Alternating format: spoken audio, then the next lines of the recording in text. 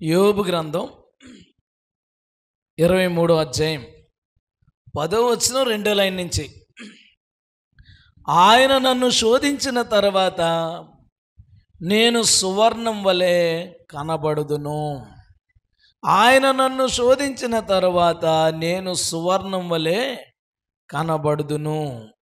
యోబు మాట్లాడిన మాట, ఆయన నన్ను శోధించిన తర్వాత. శోధన అనే మాట కొంచెం మీకు ఆ విషయంలో చిన్న క్లారిటీ ఇస్తాను, జాగ్రత్తగా వినండి. జనరల్గా మనకి ఏమైనా ఇబ్బంది కలిగినప్పుడు సాతాను శోధించేస్తున్నాడు అంటాం. ఆ శోధన ఏంటంటే టెంప్టేషన్. ఇంగ్లీష్లో దాన్ని టెంప్టేషన్ అంటారు. అంటే నువ్వు ఏదో విషయంలో కొంచెం బలహీనంగా ఉన్నావు, ఆ విషయంలో నిన్ను పాపంలో తోయడానికి సాతాను ప్రేరేపిస్తాడు. నీ హృదయంలో కావచ్చు, లేదా నీ చుట్టుపక్కల ఉన్న పరిస్థితుల వలన నిన్ను శోధిస్తాడు. కోపడ్డానికో, ఒక అపవిత్రాన్ని చూపు చూడడానికో, తప్పుడు పని చేయడానికో నిన్ను టెంప్ట్ చేస్తాడు. ఆ తప్పు చేయడానికి నువ్వు ప్రేరేపించబడిపోతుంటావు. దాన్ని సాతాను యొక్క శోధన అంటారు.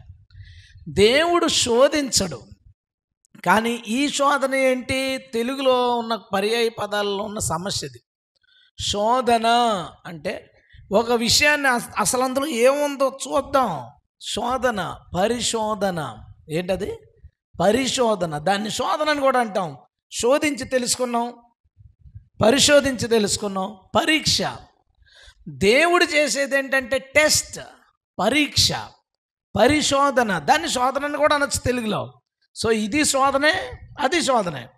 సాతాను పెట్టే శోధన టెంప్టేషన్, పాపంలో పడగొట్టేది. దేవుడు చెప్పేది ఏంటంటే పరీక్ష. అందుకే ఈరోజు మనం దాన్ని పరీక్షగా మాట్లాడుకుందాం. టెస్ట్, ఇంగ్లీష్లో టెస్ట్ అంటాడు. పరీక్ష, పరిశోధన, పరీక్ష. ఏమన్నాడు ఈసారి అలా చదివితే? ఆయన నన్ను పరీక్షించిన తరువాత నేను సువర్ణం వలె కనపడుదును. ఆయన నన్ను పరీక్షించిన తర్వాత నేను మెరిసిపోతాను అన్నాడు. పరీక్షించిన తర్వాత మెరిసిపోతాడట. మరి పరీక్షించేటప్పుడు పైనుంచి చదవనా? 8వ వచనం నేను చదువుతాను చూడండి. నేను తూర్పు దిశకు వెళ్ళినను ఆయన నచ్చట్లేడు, పడమట దిశకు వెళ్ళినను ఆయన కనబట్లేదు. అసలు పాట ఏం చదువుతామండి మనం?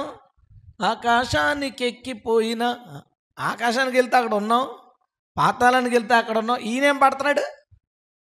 ఈయన రాసిన మాట చూడండి. తూర్పుకి వెళ్ళాడంట, కనబడలేదంట. పడమట దిశకు వెళ్ళిన ఆయన కనబడలేదట. ఆయన పనులు జరిగించి ఉత్తర దిశకు పోయినను ఆయన నాకు కానవచ్చట్లేదు. దక్షిణ దిశకు ఆయన ముఖము తిప్పుకొని, తూర్పుకి వెళ్తే దక్షిణాన్ని తిప్పేసుకుంటాడట, పడమరకు వెళ్తే. దేవుడు అతనికి కనపట్లేదట, మాట్లాడలేదట, ముఖం తిప్పేసుకుంటాడట. అయితే ప్రభు పట్టించుకోవట్లేదా? కాదు. 2వ లైన్ నుంచి చదివించాను. మొదటి లైన్లో అసలైన మాట ఉంది. నేను నడుచు మార్గం ఆయనకు తెలియను. హల్లెలూయా. తెలుసు, తూర్పుకి వెళ్తున్నాడని తెలుసు, కానీ దాక్కున్నాడు, కనపడలేదు. పడమటికి వెళ్తున్నాడని తెలుసు, దొరకలేదు. ఉత్తరం వైపుకి వస్తుండడం తెలుసు, కానీ ప్రభు కనపడలేదు. ఎందుకనంటే మన క్లాసులో మనకి ఫేవరెట్ సబ్జెక్ట్ ఏదో ఉందనుకుందాం. మనకు ఫేవరెట్ సార్ ఉంటారు. ఆయన పాఠాలు చెప్పేటప్పుడు చాలా శ్రద్ధగా, జాగ్రత్తగా చెప్తుంటారే. చాలా బాగా చెప్తున్నాడని విన్నావు. నీకు ఏ డౌట్లు వచ్చినా చెప్తున్నాడు, ట్యూషన్ పెట్టి చెప్తున్నాడు. నువ్వు ప్రశ్న అడిగితే, లేదా ఫోన్ చేసి పలానా డౌట్ ఉందని అంటే ఫోన్లో చెప్తున్నాడు. నువ్వు ఏ టైంలో అడిగినా సరే నీకు ఆ సబ్జెక్ట్ గురించి చాలా, నీకు కావాలని అన్నీ చెప్తున్నాడు. అతను చాలా క్లోజ్గా ఉండి అన్నీ నీకు చెప్తున్నాడు. బాగుంది. ఇప్పుడు ఆ సబ్జెక్ట్ ఎగ్జామ్లో అతను ఎగ్జామినర్గా ఉన్నాడు హాల్లో. ఇప్పుడు నీకు డౌట్ కావాలా?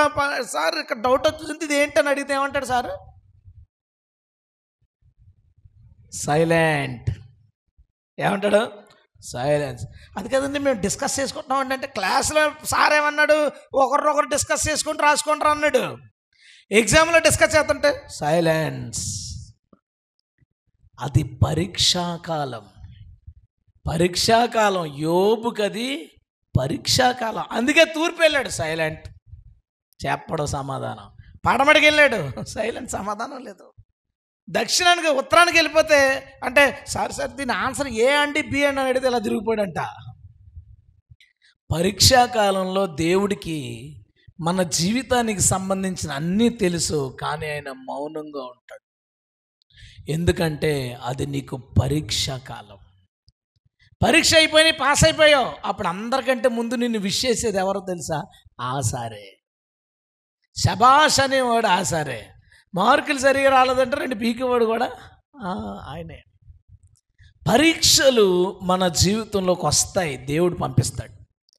ఆ పరీక్షా కాలం ఉందే, ఆ పరీక్షా కాలంలో దేవుని నుంచి నీకు ఆశించిన సహాయం రాదు, దేవుడి నుంచి నువ్వు ఆశించిన సమాధానం రాదు, దేవుడు మౌనం అయిపోతాడు. అందుకే భక్తుడు అన్నాడు, తూర్పుకి వెళ్ళాను కనపడలేదు, పశ్చిమకి వెళ్ళాను, ఉత్తరం దక్షిణాలు తిరిగాను, అతను నాకు కనపడలేదు. అలాగని ఆయన నన్ను చూడట్లేదని నేను అనట్లేదు, నా మార్గాలన్నీ ఆయనకి తెలుసు. నా పరీక్షాకాలం అయ్యే వరకునే ఈ మౌనం, నా పరీక్ష అయిపోయిన తర్వాత నేను సువర్ణలాగా మెరుస్తాను. దేవునికి స్తోత్రం. ఏం అండర్స్టాండింగ్ ఉందండి యోబుకి. అసలు దేవుడు ఏంటి అనే ఒక అద్భుతమైన అవగాహన యోబుకి ఉంది. ఈరోజు నేనేం చెప్పబోతున్నానంటే, చాలా రకాల పరీక్షలు ఉంటాయి మనకు కూడా. స్లిప్ టెస్ట్, యూనిట్లు, ఆఫర్లు, యాన్యువల్లు, పెద్ద ఏ చిన్న ఏ ఆ ఎగ్జామ్స్, ఈ ఎగ్జామ్స్, రకరకాల సబ్జెక్ట్స్ మీద ఎగ్జామ్స్ ఉన్నట్లుగా దేవుడు కూడా చాలా రకాల పరీక్షలు మన జీవితంలోకి పంపిస్తాడు. అసలు పరీక్షలు ఎందుకంటే మనకే ఓ మాట నాకు చెప్పండి, 8వ తరగతి చదువుతున్నాడు ఉన్నాడండి, 8వ తరగతి చదువుతున్న వాడికి సంవత్సరం చివరిని ఎగ్జామ్ ఎందుకంటే నాకు చెప్పండి సింపుల్గా. 9లోకి వెళ్ళడానికే, లేకపోతే వెళ్తాడా? అది ఎలిజిబుల్ కాదు ఎలా తెలుస్తుంది? ప్రతి ఎగ్జామ్ నిన్ను ఒక మెట్టెక్కిస్తుంది, ప్రతి ఎగ్జామ్ నిన్ను ఇంకొక మెట్టు ఎక్కిస్తుంది. ఎగ్జామ్ రాయించినప్పుడు కాదు, ఎగ్జామ్లో నువ్వు క్వాలిఫై అయినప్పుడు. ఎగ్జామ్ రాయడం మ్యాటర్ కాదు, ఎగ్జామ్లో నువ్వు పాస్ అవ్వాలి. ఇదేం పెద్ద సీనియారిటీగా నేను చాలాసార్లు రాసిన ఎగ్జామ్ అనకూడదు. నాతో బంగారం అని ఒకడు ఉండేవాడు, ఆడు పోస్టర్లు వేయడానికి, తర్వాత ఈ పాంప్లెట్ల పని మీద నాకు కూడా ఉండేవాడు విజయనగరం. ఇప్పుడు ఆడు కెమెరామెన్ అయ్యాడు, దేవుడి కృప, దేవుడి పనిలో ఉన్నాడు అనుకోండి. వాడు ఒకసారి 10th రిజల్ట్స్ వస్తే ఆడు పాస్ అయిపోయాడు. ఆదివారం వచ్చినాయి రిజల్ట్స్, మేము కారులో వచ్చేస్తాం చర్చికి. వస్తుంటే అన్నయ్య రిజల్ట్స్ వచ్చినాయి, నేను పాస్ అయిపోయాను అన్నాడు. కంగ్రాట్స్ రా అన్నాను, ఎందుకంటే కొత్తగా అప్పుడే ఒక 5-6 నెలలు అయింది పరిచయం. కంగ్రాట్స్ అన్నాను, చాలా సంతోషంగా ఉన్నాడు. అన్నయ్య నీ ఫోన్ ఇవ్వమ్మా, మా ఫ్రెండ్స్కి ఫోన్ చేసుకోవాలి, నా దాంట్లో బ్యాలెన్స్ లేదన్నాడు. సరే అన్నాను, నా ఫోన్ ఇచ్చాను. ఆడు ఫోన్ ఓపెన్ చేసుకుని ఒకడికి ఫోన్ చేశాడు. ఫోన్ చేసి, రే మాయా పాస్ అయిపోయినరా అన్నాడు.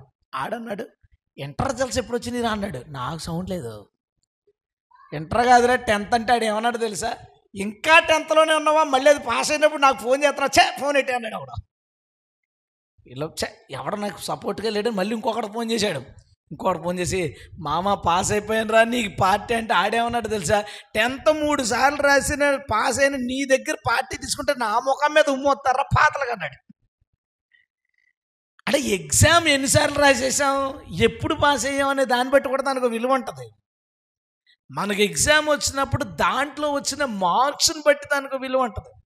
పరీక్షలు వస్తాయి మన జీవితంలోకి, అయిపోతాయి. పరీక్షలు వస్తాయి, అయిపోతాయి, పోతాయి. కానీ దాంట్లో నువ్వు ఏ మార్కులు సాధించావో మార్కులు ఇష్టం ఉంటుంది, అది మన దగ్గరే ఉంటుంది, అది మన దగ్గరే ఉంటుంది. దేవుడు పెట్టే చాలా పరీక్షలు మన జీవితంలోకి వస్తాయి. అందులో కొన్ని ఉంటాయి, కొన్ని చాలా కాలం కొనసాగుతాయి, కొన్ని వెళ్ళిపోతాయి. ఏదైనా సరే దాని తాలూకా నీవు సాధించిన ఉత్తీర్ణత ఉందే, అది నీతోనే ఉంటుంది. అది దేవుడి దగ్గర నీ విలువ ఎంతో అది మాత్రమే డిసైడ్ చేస్తుంది. కాబట్టి దేవుడు పంపే పరీక్షల యొక్క ఉద్దేశం ఏంటి? ఈరోజు మనం తెలుసుకునేది ఏంటంటే, అసలు ఎన్ని రకాలుగా దేవుడు పరీక్షిస్తాడు, ఎందుకు పరీక్షిస్తాడు, ఆ పరీక్షల వలన ఆధ్యాత్మికంగా దేవుడు మనకి ఏం చెప్పాలనుకుంటున్నాడు, ఆ ఎగ్జామ్స్కి మనం ఎలాంటి ప్రిపరేషన్లో ఉండాలి. ఎందుకంటే ఒకటే మీకు క్లియర్ చేస్తాను, ఇంకా పరీక్షా కాలంలో దేవుడు యొక్క డ్యూటీ ఏంటి? సైలెంట్ అంతే. పరీక్షా కాలంలో నీకు ఆయన నుంచి ఏ విధమైన సహాయము అందదు. పరీక్షను నువ్వే రాయాలి, కాబట్టి అది కన్ఫర్మ్. పరీక్షలు అనేవి ఖచ్చితంగా మనకు వస్తాయి. ఇప్పుడు అవి ఎలాంటి పరీక్షలు, ఎందుకు అలాగా ఆయన మనల్ని పరీక్షిస్తాడనే విషయాన్ని ఈరోజు తెలుసుకోవడానికి ప్రయత్నిద్దాం. దేవుడు మనతో సూటిగా మాట్లాడునుగాక. తల ఉంచుతారు, చిన్న ప్రార్థన. పేతురు రాసిన మొదటి పత్రిక 1వ అధ్యాయం 7వ వచనం. నశించిపోవు సువర్ణము అగ్ని పరీక్ష వలన శుద్ధపరచబడుచున్నది కదా, దానికంటే అమూల్యమైన మీ విశ్వాసము ఈ శోధనల చేత పరీక్షకు నిలిచినదై యేసుక్రీస్తు ప్రత్యక్షమైనప్పుడు మనకి మెప్పుని మహిమను తీసుకుని వస్తుందట. దేవునికి స్తోత్రం. మనకి వచ్చే పరీక్షల్లో మొట్టమొదటి పరీక్ష ఏంటంటే మన విశ్వాసానికి పరీక్ష వస్తుంది. నువ్వు ప్రభువుని నమ్ముకున్నావు, మంచి విశ్వాసం కలిగి ఉన్నావు. ఈ విశ్వాసానికి దేవుడు పరీక్ష పెడతాడు. అసలు ఇది ఎంతవరకు భక్తిపరుడు, ఎంతవరకు విశ్వాసం ఉంది నా మీద, ఏ కండిషన్ వరకు విశ్వాసంతో నా మీద నిలబడతాడు అనే విషయానికి ప్రభువు పరీక్ష పెడతాడు ఖచ్చితంగా. సింపుల్గా మీకు మాట చెప్తానండి. అబ్రహాం వయసు 70 సంవత్సరాలు ఉన్నప్పుడు దేవుడు అబ్రహాంని పిలిచాడు. అబ్రహాం దేవుణ్ణి నమ్మాడా లేదా? నమ్మాడు. వదిలొచ్చేమన్న ఊర్లోంచి వచ్చేసాడా లేదా? వచ్చేసాడు. అంటే దేవుడి మీద విశ్వాసం ఉందా లేదా? ఉందే. కానీ 70వ సంవత్సరంలో నమ్మాడు. ఆ తర్వాత ప్రతిసారి నమ్ముతానే ఉన్నాడు. పిల్లలు ఇంకా పుడతారంటే దేవుని వదిలేసిపోయాడా? లేదు. విశ్వాసాన్ని అలా నిలబెట్టుకుంటానే ఉన్నాడు. మొత్తానికి 100వ సంవత్సరంలో కొడుకు పుట్టాడు. ఇది ఘోరం. ఇది 30 సంవత్సరాలు వెయిటింగ్. ఫోన్లే పుట్టాడు. పుట్టిన తర్వాత 10 సంవత్సరాలు వయసు చేసుకోండి, ఇస్సాకు 10-12 సంవత్సరాలు అనుకుందాం. దేవుడు ఏమన్నాడు? అబ్రహాము, నీ ఒక్కడై ఉన్న కుమారుణ్ణి నాకు బలిగా ఇచ్చేయి. తీసుకెళ్ళాడు. చేతులు కాళ్ళు కట్టేశాడు. సైలెంట్. అక్కడ ప్రభు ఏమన్నా అన్నాడా? అబ్రహాం బాధపడకో. అసలు ఏమైనా కనీసం అని అన్యాయం కదా. Testing period. పరీక్షకు ముందు మాట్లాడాడు, ఒక్కడైన కొడుకు నాకు ఇచ్చే. మళ్ళీ మాట్లాడటం మానేశాడు. తీసుకుని మళ్ళీ నడిచి ఆ కొండ ఎక్కి ఆ కట్టెలు పేర్చి ఆ కొడుకుని ఎన్నిసార్లు ముద్దు పెట్టుకుంటాడో, ఎంత ఏడ్చుంటాడో మనం ఆ సీన్ ఊహించలేం. చేతులు కాళ్ళు కట్టి దాని మీద పడుకోబెట్టాడు. కత్తి వేసేసాడు. అబ్రహాం ఆగాడు. నీ ఒక్కడై ఉన్న కొడుకుని నాకు ఇవ్వడానికి నువ్వు వెనుతిరగలేదు కాబట్టి ఇందునే విత్తను నాకు భయపడుతున్నాను. అప్పుడు దాకా తెలీదా? 40 సంవత్సరాల విశ్వాసం ఉంచిన అబ్రహాముకి మళ్ళీ ఇంకో పరీక్ష పెట్టాడు, ఆఖరి పరీక్ష. అబ్రహాం 110 సంవత్సరాల పరీక్ష రాశాడు విశ్వాసానికి. ఆ తర్వాత ఇంక విశ్వాసానికి పరీక్షలు లేవు. దేవుని స్తోత్రం. తన కుమారుని పొందుకున్నాడు. విశ్వాసులకు తండ్రి అనే బిరుదు ఇచ్చాడు. జనరల్గా స్కూల్లో మనకు ఫస్ట్ వచ్చినప్పుడు ఏదో కప్పు ఏదో ఇస్తారు, మాడిపోద్ది. అబ్రహాము ఇతర విశ్వాసులకు తండ్రి అనే బిరుదు ఇచ్చాడు. ఎప్పటికీ పోదది. బిరుదును పొందుకున్నాడు. ఆ వాగ్దానాన్ని స్వతంత్రించుకున్నాడు. ఇస్సాకు వంశం అభివృద్ధి చెందింది. ఇదిగో ఇశ్రాయేల్ రాజ్యం విశ్వాసం ద్వారా మనందరం కూడా ఇస్సాకు సంతానం అయితే మీ దేవునికి స్తోత్రం. అందుకే హెబ్రీ పత్రిక 11వ అధ్యాయంలో, యాకోబు పత్రిక 2వ అధ్యాయంలో ఏమంటాడు? అబ్రహాము తాను విశ్వాసమును బట్టి తన కుమారుని దేవుడికి బలి అవ్వడానికి వెనుదీయలేదు. అబ్రహాం కూడా రాశాడు, పరీక్ష రాశాడు. 70వ సంవత్సరంలో పాస్ అయిపోయాను అనుకున్నాడు, కానీ 110వ సంవత్సరం దాకా పరీక్షలు పెడతానే ఉన్నాడు. కానీ ఆ పరీక్ష దెబ్బకు అబ్రహాం స్థాయి ఎక్కడికి వెళ్ళిపోయింది? నువ్వు కావచ్చు, నేను కావచ్చు, దేవుడు కావచ్చు, అబ్రహాం గురించి ఆలోచించుకున్నప్పుడు ఫస్ట్ అబ్రహాం విషయం ఏమొస్తుందో తెలుసా? తాను 100వ సంవత్సరంలో కన్నా ఒక్కడై ఉన్న బిడ్డను దేవుడికి ఇవ్వడానికి వెనుతిరగలేదురా. అదిరా అబ్రహాం విశ్వాసం అంటే. దేవుని స్తోత్రం. ఆ పేరు రావాలంటే, ఆ బిరుదు రావాలంటే, ఆ విశ్వాసం వెనకాల అద్భుతం రావాలంటే విశ్వాసపు పరీక్షలో నెగ్గాలి. ఓ కూటమి పెట్టుకున్నావు, అందరినీ పిలుచుకున్నావు, గ్రాండ్గా ప్లాన్ చేసుకున్నావు. ఈలోపు మబ్బులు వచ్చేస్తే ఇంట్లో పెట్టేసుకోవడానికి సరిపోద్దంటవా? వాళ్ళ హాల్ అయితే బాగుంటుందేమో. ఏమంటే టెంట్లు పెట్టండి, ఒకవేళ వర్షం వచ్చేస్తే అందులోకి వెళ్ళిపోదాం.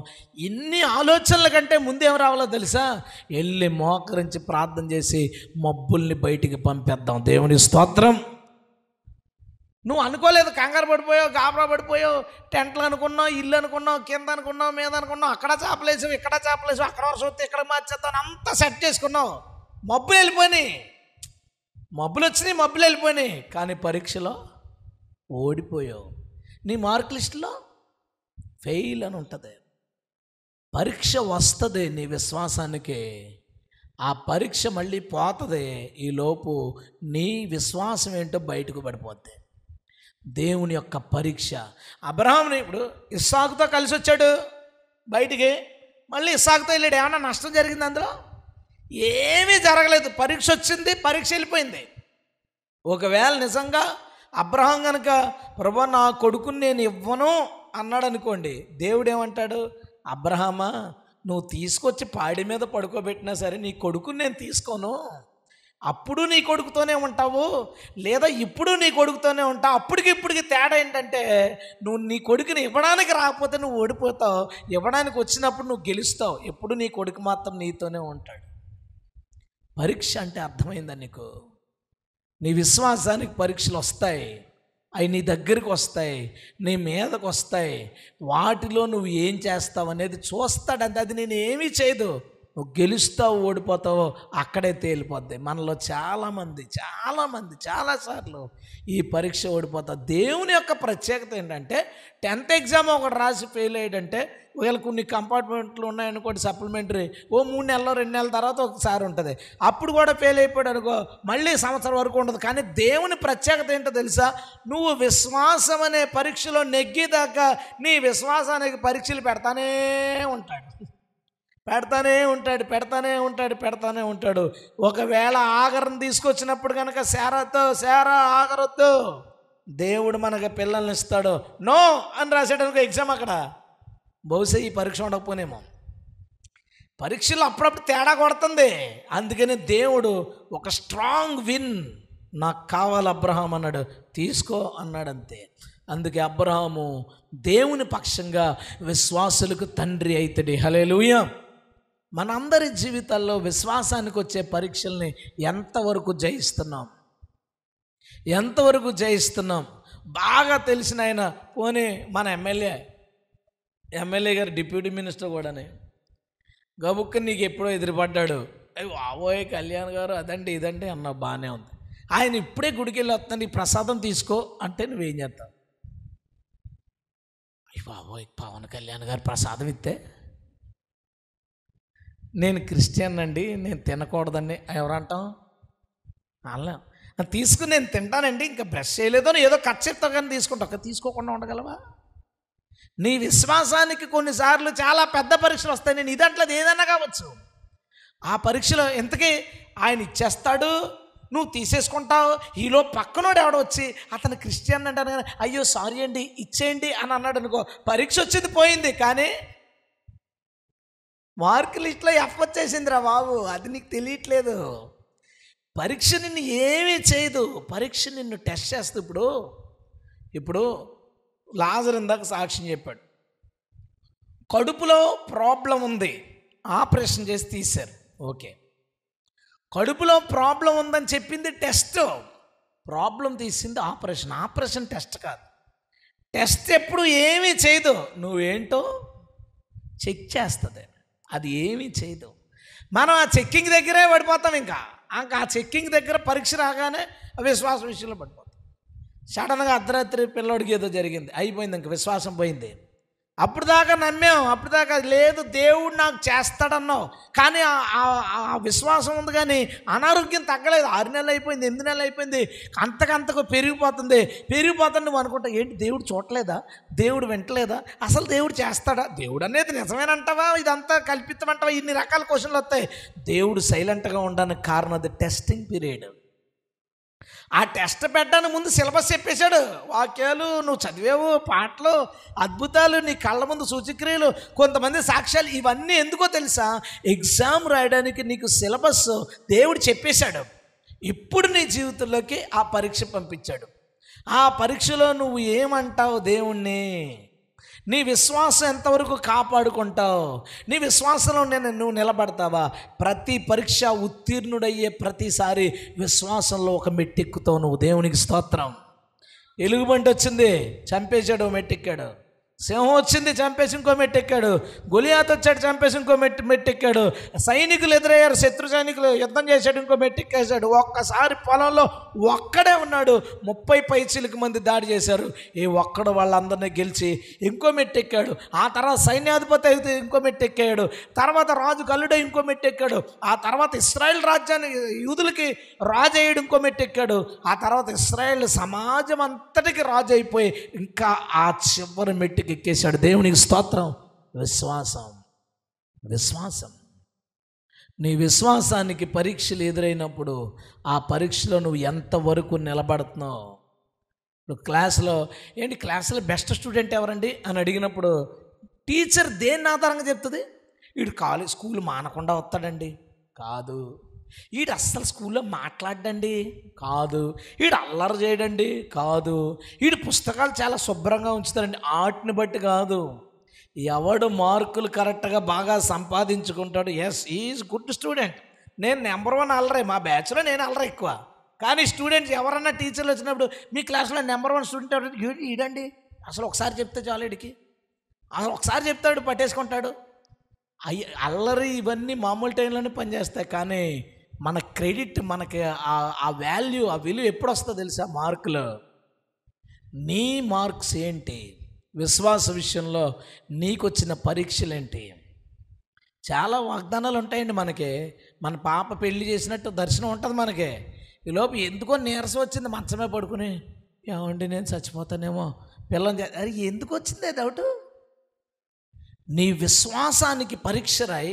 నువ్వు విశ్వాసానికి వచ్చిన పరీక్షలో గెలిచిన ప్రతిసారి ఒక అద్భుతం నువ్వు చూస్తావు. దేవుని స్తోత్రం. 100% ఇది వాస్తవం. నీ విశ్వాసానికి ఏ పరీక్ష వచ్చినా, ఇప్పుడు నేను చెప్తున్నాను చూడండి, ఈ నెలలో 1,50,000 కావాలి, పట్టుమని 25,000 కూడా రాలేదు, ఇంకా అయిపోతుంది. నా విశ్వాసం ఏంటో చెప్పనా? ఈ నెలలో ఉన్న ప్రతి ప్రోగ్రాము 100% ఎక్కడ రూపాయి అప్పు చేయకుండా, రూపాయి గురించి కంగారు పడకుండా జరిగి తీరుద్ది. హల్లెలూయా. నా విశ్వాసానికి తగిన నా విశ్వాసానికి నువ్వు పరీక్ష వచ్చింది. ఎందుకంటే ఒక సిస్టర్ కూడా, బ్రదర్ మరి పరిస్థితి ఎలా ఉంది, ఎలాగా? ఏం పర్లేదని దేవుడు చూసుకుంటాడు.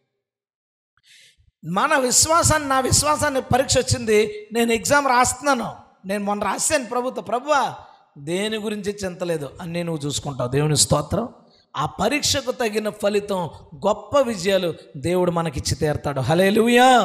నీ విశ్వాసం యొక్క పరీక్ష యొక్క ఫలం ఒక మిరాకిల్.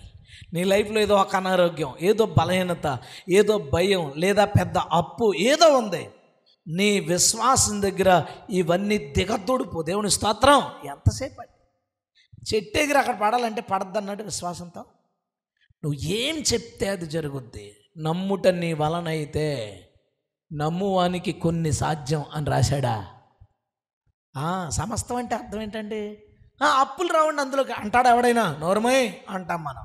రోగాలు రావండి అందులో పక్కెళ్ళరా అంటాం. సమస్తం అంటే అన్నీ వాతావరణం, ప్రకృతి, పరిస్థితులు, ప్రభుత్వాలు, శాసనాలు అన్నిటినీ దేవుడు నీ విశ్వాసం వల్ల మార్చివేయగలడు. హల్లెలూయా. నువ్వు చేయాల్సిన పని అంటే పరీక్ష జాగ్రత్తగా రాయి. క్రిటికల్ కండిషన్స్ వస్తాయి. నీ విశ్వాసం నుంచి వెనకడుగు వేసే పరిస్థితులు నీ చుట్టుముడతాయి. ఆ టైంలో నువ్వు నమ్మకంగా నిలబడు. నీ విశ్వాసాన్ని గట్టిగా పట్టుకో. విశ్వాసం అంటే ఏంటో తెలుసా? అద్భుతాలు చేసేది. హల్లెలూయా. దాంట్లో అద్భుతాలు ఇమిడి ఉన్నాయి. నువ్వు చేయిజారి వదిలేసుకోకు. ఆ విశ్వాసం ఓపెన్ అవుతుంది ఒక టైంలో. రాసేటప్పుడు అది క్లోజ్లో ఉంటుంది. దాంట్లో ఏముందో నీకు తెలీదు. ఎగ్జామ్ రాసినంతసేపు ఆ విశ్వాసాన్ని నువ్వు ఒడిసిపట్టుకో. పరీక్ష అయిపోయిన తర్వాత విశ్వాసం ఓపెన్ అవుతుంది. దాని వెనకాల అద్భుతాలు ఉంటాయి. ఆ అద్భుతాలు నువ్వు సంపాదించుకుంటావు. దేవుని స్తోత్రం. హల్లెలూయా. విశ్వాసం అనే పరీక్ష మన జీవితానికి దేవుడు పెడతాడు. అది మొదటి పరీక్ష. ఆ పరీక్షలో నువ్వు నిలిస్తే కనుక నీకు ఖచ్చితంగా గొప్ప అద్భుతం, మిరాకిల్స్ దేవుడు చేస్తాడు. ఓడిపోతే మాత్రం ప్రభు అంటాడు, విశ్వాస భ్రష్టులారా. అయితే ప్రభు మరి ఎలాగా? ఇంక ఇది ఫెయిల్ అయిపోయాను కదా. ఫెయిల్ అయిపోతే ఏంటి? మళ్ళీ ఎగ్జామ్ మళ్ళీ పెడతాను ఆయన, మళ్ళీ రాయిస్తాడు నిన్ను, మళ్ళీ రాయిస్తాడు. నీ విశ్వాసంలో నువ్వు పాస్ అయ్యేదాకా, ఈలో పరీక్ష పాస్ అవ్వకుండా చచ్చిపోతే నీ కర్మ. కానీ దేవుడైతే నిన్ను నువ్వు ప్రూవ్ చేసుకోవడానికి, నీ విశ్వాసంలో నువ్వు నిలబడడానికి దేవుడు పరీక్ష వెనకాల పరీక్ష పెడుతూనే ఉంటాడు. దేవునికి స్తోత్రం, హల్లెలూయా. నెంబర్ 2, రెండో పరీక్ష ఏంటి? దేవుడు మనకు పెట్టే రెండవ పరీక్ష యాకోబు పత్రిక 1వ అధ్యాయం 2వ వచనం. నా సోదరులారా, మీ విశ్వాసమునకు కలుగు పరీక్ష ఓర్పును పుట్టించునని ఎరిగి. పరీక్ష ఏం పుట్టించాలట మనకే? ఓర్పు. మొదటిది, నువ్వు విశ్వాసంలో నిలబడతావు లేదో పరీక్ష పెడతాడు. రెండో రకం పరీక్ష ఏంటంటే నీకు ఓర్పు తెప్పిస్తాడు పరీక్ష ద్వారా. ఎందుకంటే ఓర్పు గొప్ప కార్యాలు చేయగలదు. లూకా సువార్తలో ప్రభు ఏమంటాడో తెలుసా? వారు ఓర్పు వలన తమ ప్రాణాలు కాపాడుకుంటారు. దేవునికి స్తోత్రం. ఓర్పు ఎంత గొప్పదో తెలుసా? ఎన్నో ప్రమాదాలు, సమస్యలు, గొడవలు, ప్రాణ ప్రమాదాల్లోంచి ప్రభు నిన్ను ఓర్పు ద్వారా కాపాడుతాడు. ఓర్పుకి అంత పవర్ ఉంది, ఓర్పుకి అంత పవర్ ఉంది నిజంగా. అయితే మరి నీకు ఓర్పు కావాలి కదా, మరి అంత మంచి ఓర్పు నీకు కావాలి కదా. అందుకనే దేవుడు నిన్ను పరిశీలన చేస్తాడు. ప్రతి చందానికి విసిగేసుకుని చీటికి మాటికి పక్కన పాడేసి నాకు వద్దు అనేవాడికి దేవుడు ఏం చేస్తాడంటే, ఆ అమ్మాయికి, ఆ పిల్లకి అలాగ లేదా వాడికి ఉత్తంటే కోపం ఉన్నవాడు ఉంటాడు. అప్పుడు వాడికి దేవుడు ఏం చేస్తాడంటే అత్తమాను ఉత్తనే పిల్లాన్ని ఎత్తాడు. ఆ భార్య ఏం చేస్తారు కూడా అస్తమాను వాడికి మంటెక్కెత్తుంటుంది. ఆడికి ఎక్కి తిట్టి అరిసి కేకలేసి, ప్రభువా ఎందుకు నా జీవితాన్ని ఇలా చేసావు, ఏంటి ప్రభా? ఏం మాట్లాడ్డో, ఆయనకి ఏం కావాలి? ఓర్పు నీకు రావడం కావాలి. అందుకే ఏం మాట్లాడ్డు.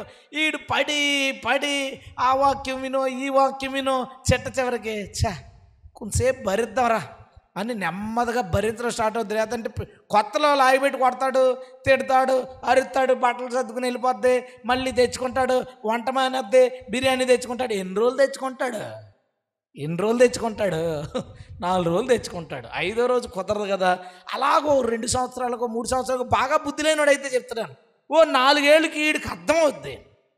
మనం గొడవలు పడితే పని అవదో, కొంతసేపు భరిద్దాంలేని అలా ఓర్చుకుంటుంటే దేవుడు అనుకుంటాడు ఈ నెమ్మదిగా పరీక్ష ఫస్ట్ అక్షరం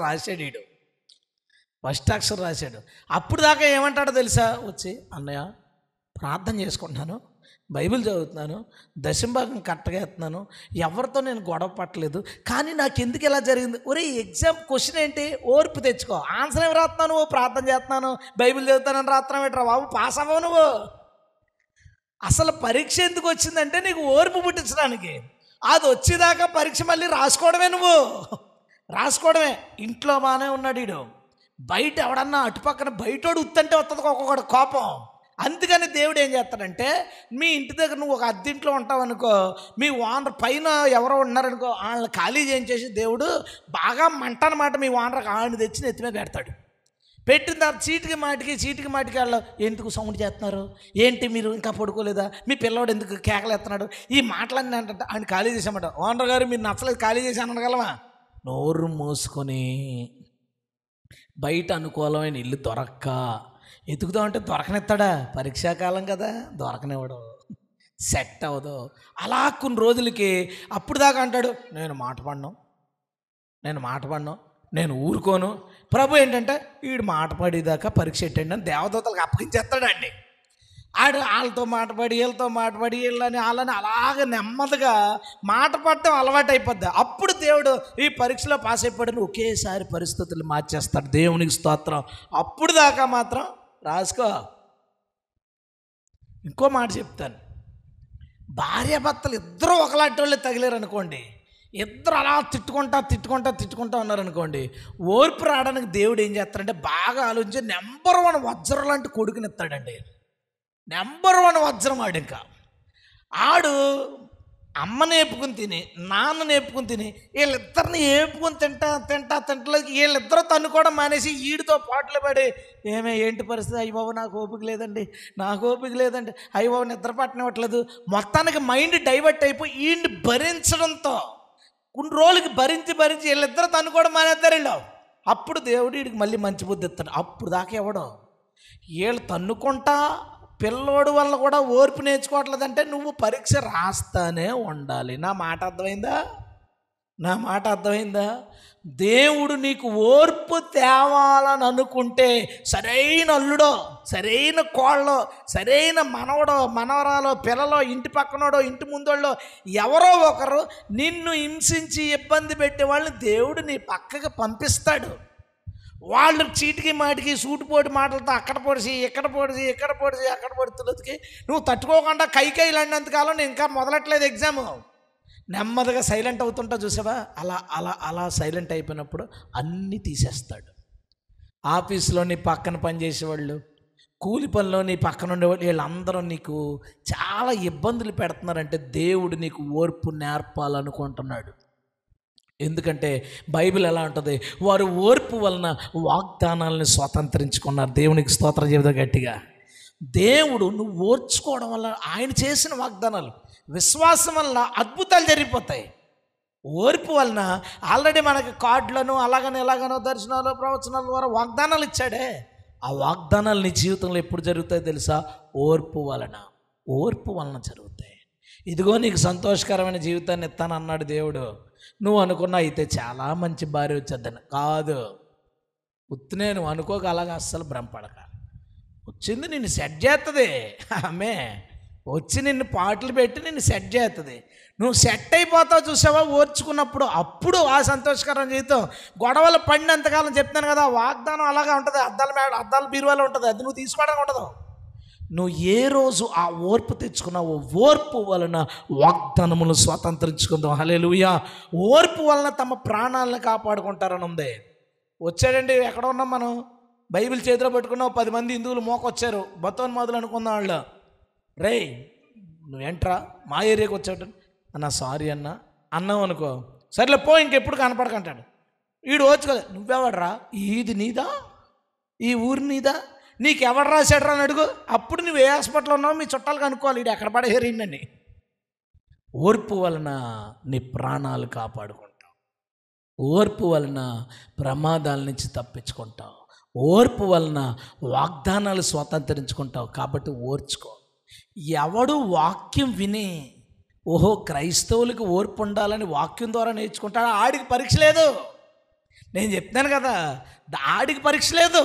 ఏదో చిన్నది వస్తుంది, చూస్తాడు, వీడు నేర్చుకున్నాడు కదా పని అవుతుందో లేదని ఒక గొడవ దగ్గరికి నిన్ను తీసుకెళ్తాడు. కావాలని నీ మీదకి ఆ ప్రాబ్లం వస్తుంది, నువ్వు సైలెంట్గా ఉండి ఓర్చుకోగానే వీడు బాగానే ఉన్నాడు, ఈ పరీక్ష లేదు వీడికి. స్తోత్రం, హల్లెలూయా. నేను చెప్తున్నది మీకు అర్థమవుతుందా? దేవుడు నీకు పరీక్ష ఎందుకు పెడతాడు?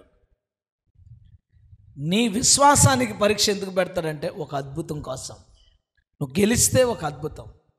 నీ ఓర్పుకి ఎందుకు పరీక్ష పెడతారంటే నీ ప్రాణాలను దక్కించుకోవడానికి, నీకు వచ్చే ప్రమాదాల నుంచి తప్పించుకోవడానికి. దేవుడు నీ జీవితంలో చేసిన వాగ్దానాలు నువ్వు పొందుకోవడానికే. ఓర్పు లేనివాడికి వాగ్దానాలు పొందుకోలేడు. ఓ చోట దర్శనం పలానా ఊరికి వెళ్ళు, నీకు 500 మంది సంఘాన్ని ఇస్తానంటాడు. 5 సంవత్సరాల దాకా ఒకడు కూడా రాడు. పరీక్షాకాలం అదే. ప్రభా పంపించు తండ్రి ఎవ్వడు రాడు. 5 సంవత్సరాలు వాడు రాశాడు పరీక్ష, రాసిన దాంట్లోగా ఓర్చుకున్నాడా, ఈసారి పంపిస్తాడు. 2వ సంవత్సరం ఎగిరిపోయాడు అనుకోడు, పని అవ్వట్లేదు ఇక్కడని, వాగ్దానం ఎలా వస్తుంది? నేను చెప్పింది మీరు అర్థం చేసుకోండి. ఓర్పు వలన వాగ్దానాలు స్వతంత్రించుకుంటాం. ఆ ఓర్పు ఎలాగొస్తుందంటే పరీక్ష వలన. దేవుడు కొన్ని పరీక్షలు పంపించి మనల్ని ఓర్చుకునేలా. ఓర్పు, కొంతమంది చాలా సెన్సిటివ్గా ఉంటారు. అలాంటి వాళ్ళకి ఏదో హెల్త్ ప్రాబ్లం వచ్చేస్తుంది, దాన్ని భరించుకోవడం అలవాటు అవుతుంది. ఓర్చుకోవడం అలవాటు అవుతుంది. భరించుకోవడం నేర్చుకోండి. ఓ మాట మీ మీదకి వస్తే భరించుకోవడం నేర్చుకోండి. లేదా ఒక సమస్య మీ దగ్గరకు వస్తే దాన్ని భరించుకోవడం నేర్చుకోండి. ఓర్చుకోవడం నేర్చుకోండి. మీ ఇంట్లో మీ అత్తయ్య తిడుతుంటే ఓర్చుకోవడం నేర్చుకోండి. ఒక మాట అనగానే కొండల బద్దలు కొట్టే వాళ్ళకి రోజు ఓర్పుకి పరీక్షలు రాస్తూనే ఉండాలి. ఆడవాళ్ళు వీళ్ళకి ఎన్ని పేపర్లు అండి బాబు, మొత్తం పేపర్లన్నీ వీళ్ళు తినేస్తారు వీళ్ళు. అత్త దగ్గర ప్రతిసారి పరీక్షలో నువ్వు ఓడిపోతున్నావా? ఎప్పుడు మీ అత్త చచ్చిపోయేదాకా నువ్వు ఆ పరీక్ష రాయాలి. నువ్వు అనుకుంటావు ఎప్పుడు పోద్దో ఈ గొడవ. అస్సలు అలా అనుకోకే. మీ అత్త చచ్చిపోతే వాళ్ళకంటే పెద్దదాన్ని తీసుకొచ్చి నీకు పరీక్ష పెడతారు తప్ప దేవుడు ఆ పరీక్ష నువ్వు ఓర్చుకునేదాకా పరీక్ష తప్పదు. సడన్గా అత్త చచ్చిపోగానే ఆత్మ మీ ఆయనలోకి వచ్చేది ఈసారి. ఏదోలాగా నీకు ఓర్పు రావాలండి దేవుడు కోరుకునేది. నేను చూస్తుంటాను, నేను ఆ పరిశీలన చేస్తుంటాను కదా అందరిని చూసి, ఇంకా ఓర్చుకోవట్లేదు కాబట్టి నువ్వు అనుకోకు. నాకు నేను ఇలా ఉంటున్నాను దేవుడి కోసం, అలా ఉంటున్నాను, అయినా నాకెందుకు అనుకో. ఏ ప్రశ్నకి ఆ సమాధానం రాయి. నువ్వు ఒక ప్రశ్నకి ఇంకో సమాధానం రాస్తే నువ్వు పాస్ ఎలా అవుతావు? దేవుడు ఓర్పు కోసం ఇచ్చాడు అది సమస్య. ఓర్చుకో. ఓర్పు వలన గొప్ప కార్యాలు నువ్వు చూస్తావు. దేవుని స్తోత్రం. హల్లెలూయా. నెంబర్ 3, మన భక్తిని పరీక్షిస్తాడండి. ప్రభా నువ్వే నా ప్రాణం, నువ్వు లేకపోతే నేను లేను, నువ్వు ఉంటే నాకు చాలు. ఇలా పాడినప్పుడు దేవుడికి ముచ్చటేసేద్దే. ముచ్చటేసి అసలు ఇది చెప్పింది నిజమో కాదు చూద్దాం అనుకుంటాడు. మన భక్తికి పరీక్ష ఉంటుంది. ప్రభా ప్రార్థన చేయకుండా నేను ఉండలేను ప్రభా అని ఉంటాడు దానియేలు. సరే చూద్దాం అనుకుని దర్యావేషుకి మనసులో ఒక ఆలోచన పుట్టింది. ఎవడైనా అంటే పుట్టించారు పక్కన వాళ్ళు, ఎవడైనా రాజుకు తప్ప మరి ఎవరికైనా ప్రార్థన చేస్తే వాడు సింహాల బోన్లో వేయాలి.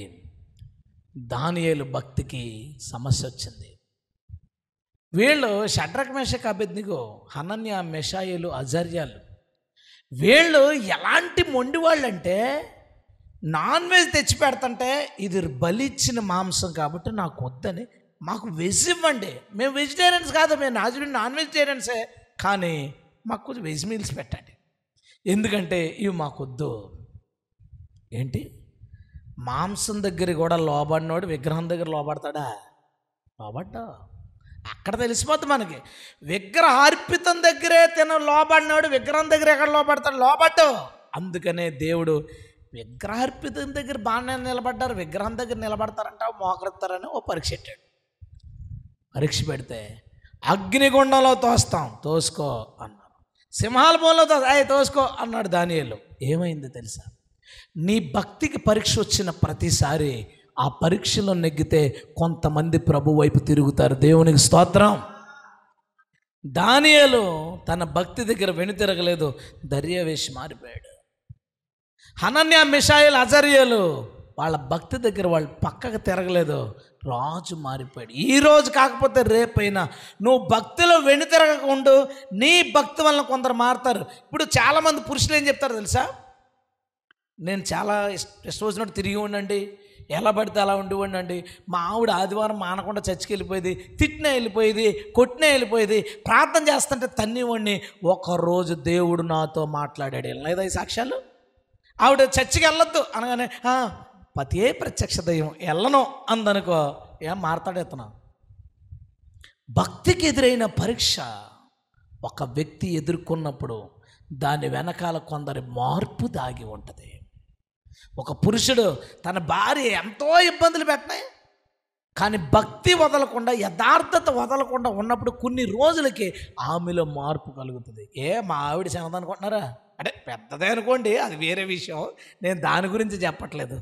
పెళ్లి చూపుల్లో నేను చర్చికి వెళ్తాను, మరి నీకు కొంత టైం ఇస్తాను, ఓ సంవత్సరం టైం తీసుకుని మారాలంటే మీరు చర్చికి వెళ్ళండి, నేను గుడికి వెళ్తాను, నేను మిమ్మల్ని అడ్డుకొని మీరు నన్ను అడ్డుకోవద్దు అంతే. అంటే అర్థం ఏంటి? నన్ను గుడికి వెళ్ళొద్దంటే నేను చర్చికి వెళ్ళలేమనే కదా అర్థం. భయం వేసేది. పెళ్లి చూపులు ఎలా సమాధానం చెప్పింది ఏంట్రా బాబు అనుకుని, ప్రభా నన్ను వద్దు, నన్ను అస్సలు బలి చేయొద్దు ప్రభా, నన్ను తప్పించన్నాను. కానీ ప్రభు తప్పించలేదు. నా భక్తి చూసి, నా ప్రార్థనా జీవితం చూసి, నేను చేసిన సువార్త చూసి నా భార్య వారం రోజుల్లోపే మారిపోయింది. దేవునికి స్తోత్రం. అప్పుడు సరే అయితే నువ్వు అలా వెళ్ళు, నేను ఇలా వెళ్తాను, నేను నీ జీవితంలో కలగ చేసుకొని నేను నా జీవితంలో కలగ చేసుకోవద్దు, నువ్వు గుడికి వెళ్ళిపో, నేనేమో చర్చికి వెళ్ళిపోతాను అని నేను అనుంటే భక్తి అనేది వ్యక్తిగతమైన విషయం అండి. మనం కలగ చేసుకోకూడదు అని నేను కనుక కలగ చేసుకోకుండా ఉంటే నా భార్య మారకపోనేమో నాకు తెలియదు. కానీ నేను ప్రార్థించాను, ప్రతిరోజు తను ఎదురుగా మోకరించి రాత్రి ఎంతోసేపు గంటలు ప్రార్థన చేసుకునేవాడు. ఆ ప్రార్థన చూసి, భక్తి చూసి, నా నిజాయితీ చూసి భక్తిలో తను అడిగింది ఏంటి అసలు దేవుడి గురించి చెప్పాను, సువార్త చేశాను, దేవుడు మార్చాడండి. దేవుని స్తోత్రం. హల్లెలూయా. కృపది. నేను ఖచ్చితంగా చెప్పగలను, ఒక వ్యక్తి తన భక్తికి వచ్చిన పరీక్ష, అది పిల్లల వల్ల కావచ్చు, భార్య వల్ల కావచ్చు, భర్త వల్ల కావచ్చు, ఆఫీసర్ల వల్ల కావచ్చు, చుట్టుపక్కల వాళ్ళ వల్ల కావచ్చు, అధికారుల వల్ల కావచ్చు, తన భక్తికి వచ్చిన పరీక్షను జయించిన ప్రతిసారి దాని వెనకాల కొన్ని ఆత్మల రక్షణ ఉంటుంది. హల్లెలూయా. ఒక విశ్వాసానికి పరీక్ష వస్తే దాని వెనకాల అద్భుతం ఉంటుంది. ఒక ఓర్పుకి పరీక్ష వచ్చి దాంట్లో నువ్వు గెలిస్తే దాని వెనకాల నీ కాపుదల ఉంటుంది, వాగ్దానాలు స్వతంత్రించుకున్నట్టు ఉంటుంది.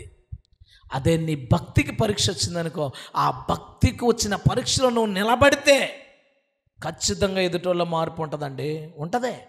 నేను వింటాను ఎన్నో సాక్ష్యాలు. పాస్టర్ గారు ఏమంటాడు, కావాలని మా మీద గొడవ వచ్చేవాడండి, కానీ నేను ప్రార్థన చేసేవాడండి, ప్రభు వాడికి సహాయం చేయి, వాడిని మార్చని, దేవుడు వాడిని మార్చాడని. అదే అతను పోలీస్ కంప్లైంట్ ఇస్తే మారతాడు అటు పక్కడు. నా ప్రార్థనకి, నా ఆరాధనకి, నా సేవకి ఒకడు అడ్డు పెట్టాడు, నా భక్తికి అడ్డొచ్చింది.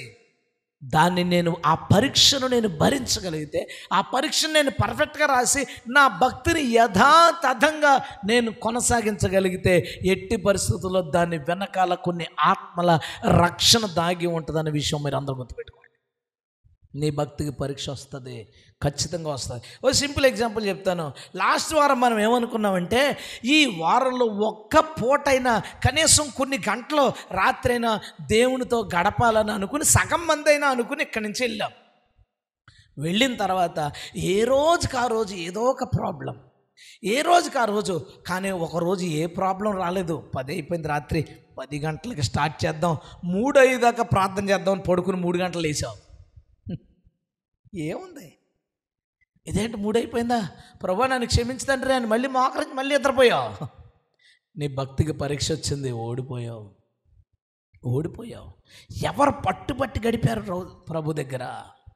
నీ సన్నిధిలో ఒక్క దినము గడుగుంట 1000 దినముల కంటే శ్రేష్టమనే మాట విన్నప్పుడు, అరే ఈ ఆదివారం ఖచ్చితంగా నేను పొద్దున్న నుంచి ఉపవాసం ఉండిపోయి, అరే ముందు ఆదివారం లేను, నెక్స్ట్ ఆదివారం ఖచ్చితంగా ఉపవాసం ఉందాం అనుకున్నావు. ఏంటో అంటే ఆ రోజు పొద్దున్నే మనకి ఇష్టమైన చల్లబజ్జి చేశారు ఇంట్లో, పడిపోయాం. నీ విశ్వాసానికి, నీ భక్తికి పరీక్షలు వస్తాయి. నీ భక్తికి వచ్చిన పరీక్షల్లో నువ్వు ఎంతవరకు గెలిచావు నువ్వు ఆలోచించు. నీ భక్తికి వచ్చిన పరీక్షలు గెలిచే కొద్దీ నీవు కొంతమందిని రక్షించగలిగిన స్థితికి, కొన్ని ఆత్మల్ని మార్చగలిగిన స్థితికి దేవుడు నిన్ను తీసుకెళ్తాడు. దేవునికి స్తోత్రం. హల్లెలూయా. నెంబర్ 4, 3 పరీక్షలు అయినాయి. పరీక్ష నెంబర్ 1 ఏంటండి? విశ్వాసానికి.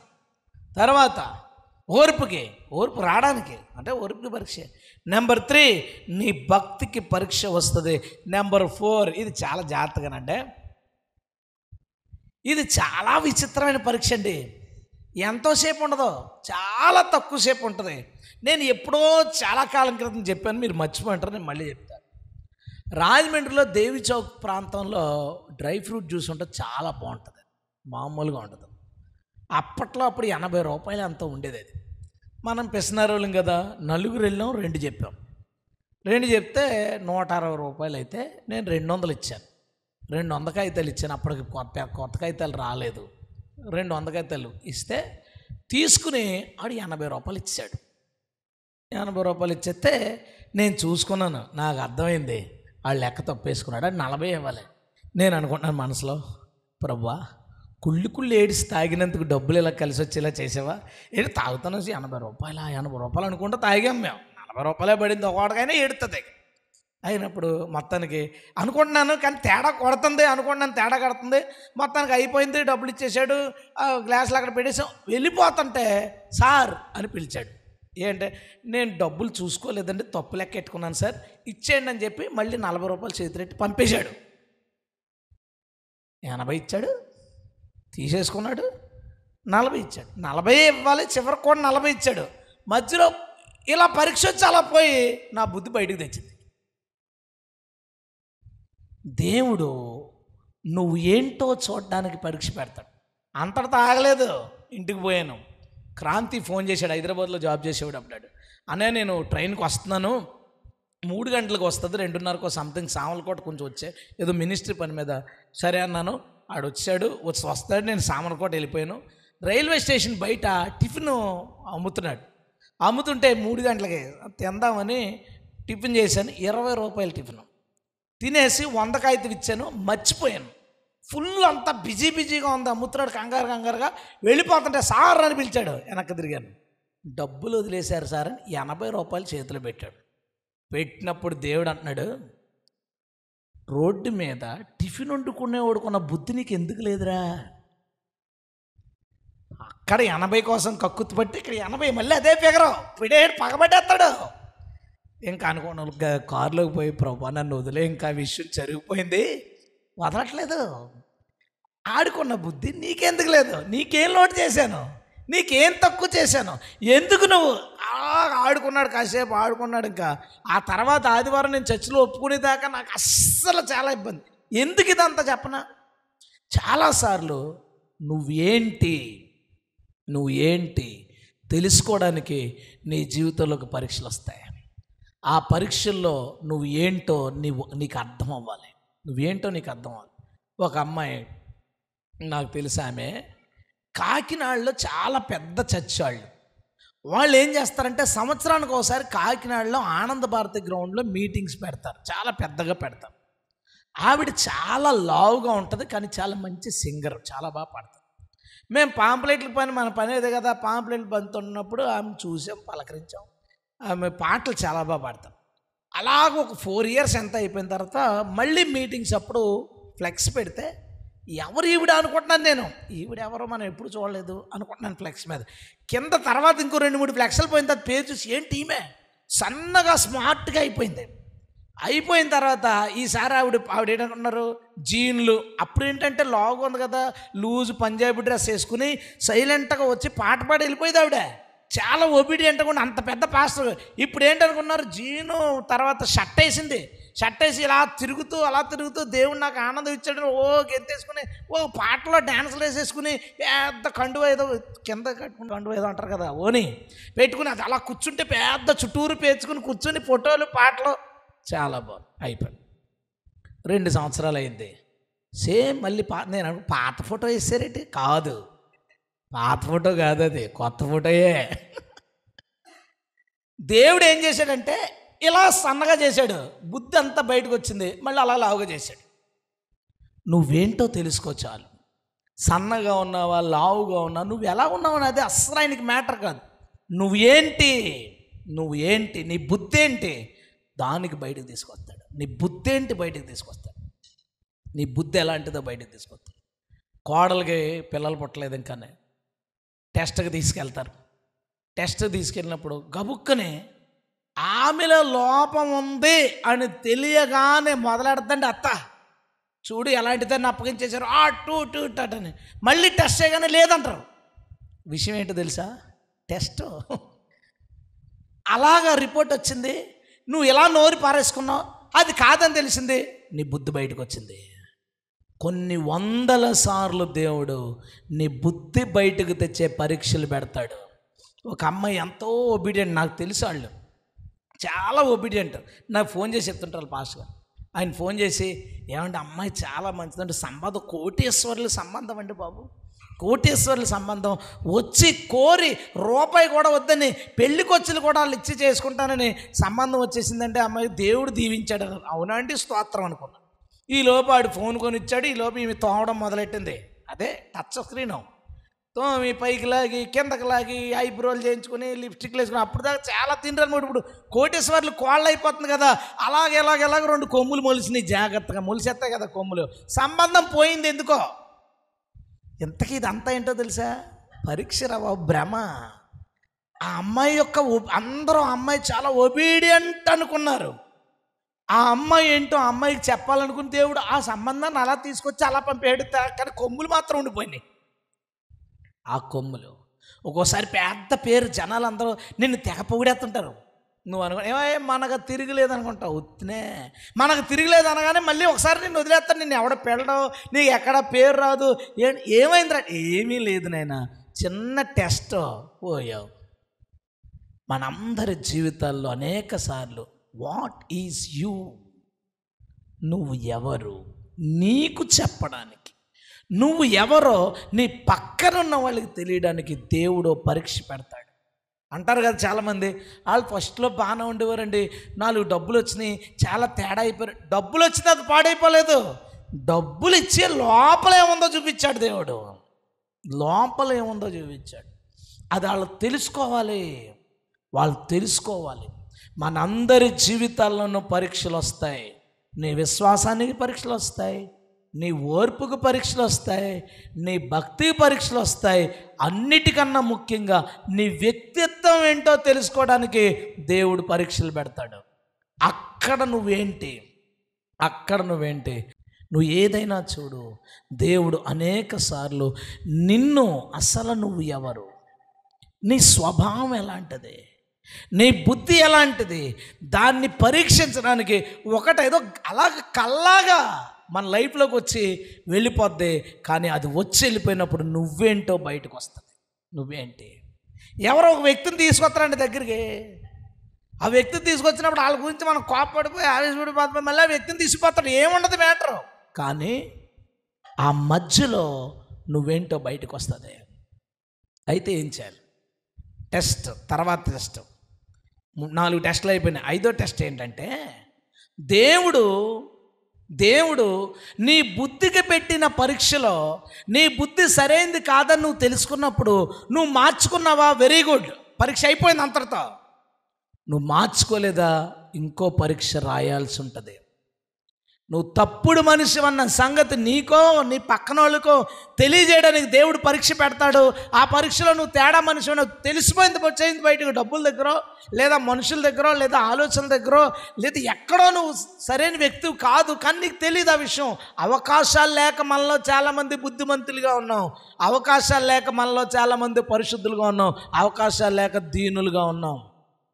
సరైన అవకాశాలు, డోర్స్ ఓపెన్ అయితే అప్పుడు బయటకు వస్తుందని అసలైన బుద్ధి దేవుడు పెడతాడు పరీక్షలో.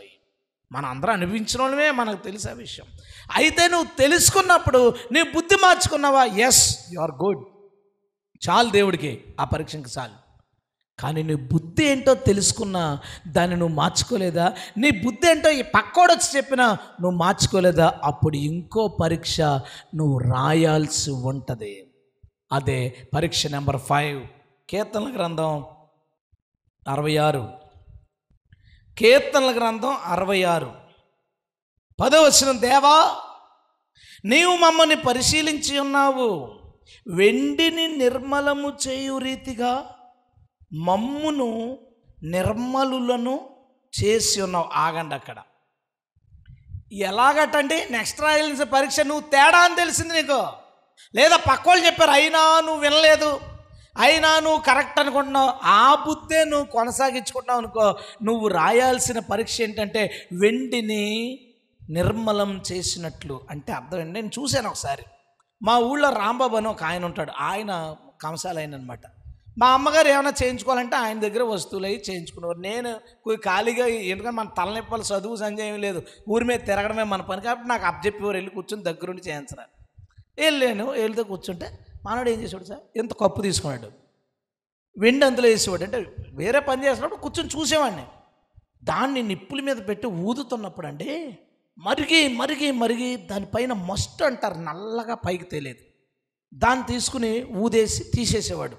తీసి మళ్ళీ పెట్టేవాడు. ఏమంటే మళ్ళీ పెట్టారంటే చూడు అనేవాడు. మళ్ళీ మరిగినప్పుడు మళ్ళీ వచ్చేది. అలా 3 times 4 times చేసి దాంట్లో ఉన్న నలుపంతా బయటకు వచ్చేదాకా మరగేసి మరగేసి మరగేసి అప్పుడు దాన్ని వదిలేవాడు. వెండిని నిర్మలం చేయడం అంటే అర్థం. ఆ పరీక్ష ఏంటో తెలుసా? నువ్వు మారేదాకా రాసుకోవడమే. నేను చెప్పాను కదా, కొన్ని పరీక్షలు వస్తాయి పోతాయి, కొన్ని పరీక్షలు అలా బ్లింక్ అవుతాయి. నీ బుద్ధి చెప్పి అయితే మాత్రం ఎక్కువసేపు ఉండవు, అలా బ్లింక్ అవుతాయి, బయటపడిపోతాం. ఏముండదు, జస్ట్ సింపుల్, అలా బ్లింక్ అవుతాయి. ఎందుకు నేను చెప్పడం మర్చిపోయాను, ఈయన చూడితే గుర్తొచ్చింది. అక్షయ్ నన్ను, నాన్న నేను చదువుకోవడానికి, మ్యూజిక్ నేర్చుకోవడానికి ఇదంతగా నాకు రూమ్ కావాలని అడిగాడు. మంచిదే, నాకు కరెక్ట్ అనిపించింది. ఎందుకంటే కొంచెం వాడికి ఒక ఏజ్ వచ్చింది, అది నేర్చుకోవాలి, కీబోర్డ్ అంతా మా ఇంట్లో అంతా గజిబిజి గందరగోళంగా ఉంటుంది, వదిలేసి సరే అన్న తర్వాత నాకున్న ఓపికలో చాలా తక్కువ డబ్బులతో ఎక్కడో అక్కడక్కడ పీకేసిన ప్లేవుడ్లో అవి పెట్టి మొత్తానికి రూమ్కు అడ్డంగా పెట్టి, ఇదిగోరా ఇదే నువ్వు ఈ రూమ్ అన్నాను. అప్పుడు దాకా హాల్లో కూర్చుని ప్రాక్టీస్ చేసేవాడు, మేడ మీదకి వెళ్ళి ప్రార్థన చేసుకునేవాడు. నా రూమ్ నథింగ్ బట్ డస్ట్బిన్ అలాగ ఉంటుంది, ఆ డస్ట్బిన్ లాగా ఉంటుంది నా రూము. అందులో ఉండగలిగేవాడు, అన్ని చోట్ల ఉండగలిగేవాడు. అలా నాన్న ఇక్కడ హోల్ ఉంది, సీలింగ్ కావాలి, రంగు వేయాలి, అది కావాలి, రోజుకోటి అడుగుతున్నాడు. చూశాను. ఒకరోజు పక్కన కూర్చొని, మీ నాన్నకి ఇంతకు మించిన స్థాయి లేదురా, మీ నాన్న స్థాయి ఇంతే. మీ నాన్న ఎంతకంటే దరిద్రంలో పనిచేశాడు, మీ నాన్న ఎంతకంటే పేదరికంలో పనిచేశాడు. నా రూమ్కి సీలింగ్ ఉండేది కాదు.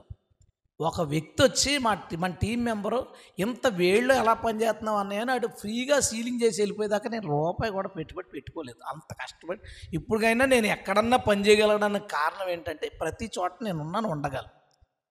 ఇదిరా నా జీవితం. నువ్వు అలాంటి వ్యక్తికి పుట్టావు, ఇంతకు మించి స్థాయి నాకు లేదు. నీవు దాన్ని ఎందుకు సంతృప్తిగా లేకపోతున్నావు అంటే నీ కోరికలు వేరున్నాయి, దేవుడిచ్చింది వేరు. ప్రతి స్థితిలోనూ సంతృప్తి పడడం నేర్చుకుంటే బాగుంటుంది అంటే తెగ ఏడ్చాడు. ఎందుకు ఏడ్చాడు? ఆడికి కావాల్సిన రూమ్ ఇవ్వలేనందుకు కాదు, నేను ఎలా ఎందుకు ఆలోచించానని ఏడ్చాడు. చూసుకున్నాడు, రూమ్ వచ్చి అంటున్నాడు, నాకు ముందు నచ్చలేదు కానీ నాకు ఇప్పుడు నచ్చింది. ఇది అంతటి వృత్తాంతంలో ఏం జరిగిందంటే, మా వాడు సూపర్ అనుకున్నాను నేను, దేవుడు అలా చిటికేశాడు అంతే. అందులో అడ్జస్ట్ అవ్వలేకపోతున్నాయి, కోరికలు, ఉద్దేశాలు చాలా ఉన్నాయని అవన్నీ బయటకు వచ్చినాయి. దేవుడు అవన్నీ కట్ చేసుకుంటా తెచ్చి మొత్తం తయారు చేశాడు. మళ్ళీ మన అందరి జీవితంలో చిటికలు వస్తాయి, అస్సలు మర్చిపోద్దు. చిన్న బ్లింకు, అక్కడ నువ్వేంటో బయటకు వచ్చేస్తుంది. బయటకు రాగానే బుద్ధి వచ్చిందా, వెరీ గుడ్. బుద్ధి రాకపోతే తర్వాత రాయాల్సిన పరీక్ష ఏంటో తెలుసా? కొలిమి వెండిని మరిగించినట్టు ఎలా చేశాడట చూద్దామా? కీర్తనల గ్రంథము 66 అధ్యాయంలో అక్కడ ఏమన్నాడంటే, కంటిన్యూషన్లో, వెండిని నిర్మలం చేసిన రీతిగా మమ్మల్ని నిర్మలము చేసి ఉన్నావు. ఎలాగట? నీవు బందీ గృహంలో మమ్మల్ని ఉంచావు. పరీక్ష చూడండి ఎలా ఉందో.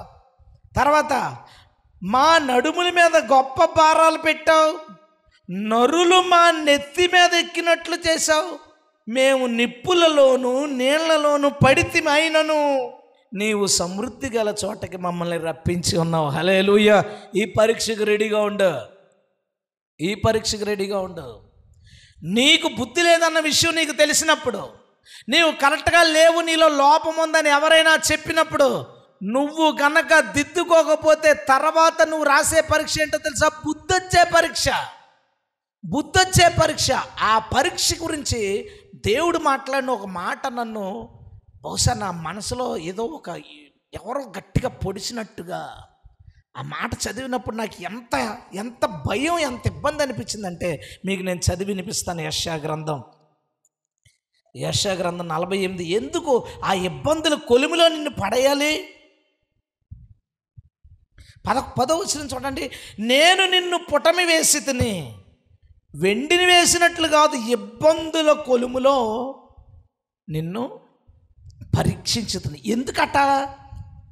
9వ వచనం, నేను నిన్ను నిర్మూలము చేయకుండానట్లు, నాశనం చేయకుండా ఉండినట్లు, నా నామమును బట్టి నా కోపాన్ని మానుకుంటున్నాను. ఇక్కడండి నాకు బాధపడిన మాట, నా కీర్తి నిమిత్తము నీ విషయములో నన్ను బెకపెట్టుకొనుచున్నాను. ఎలా ఉంది చూడండి మాట.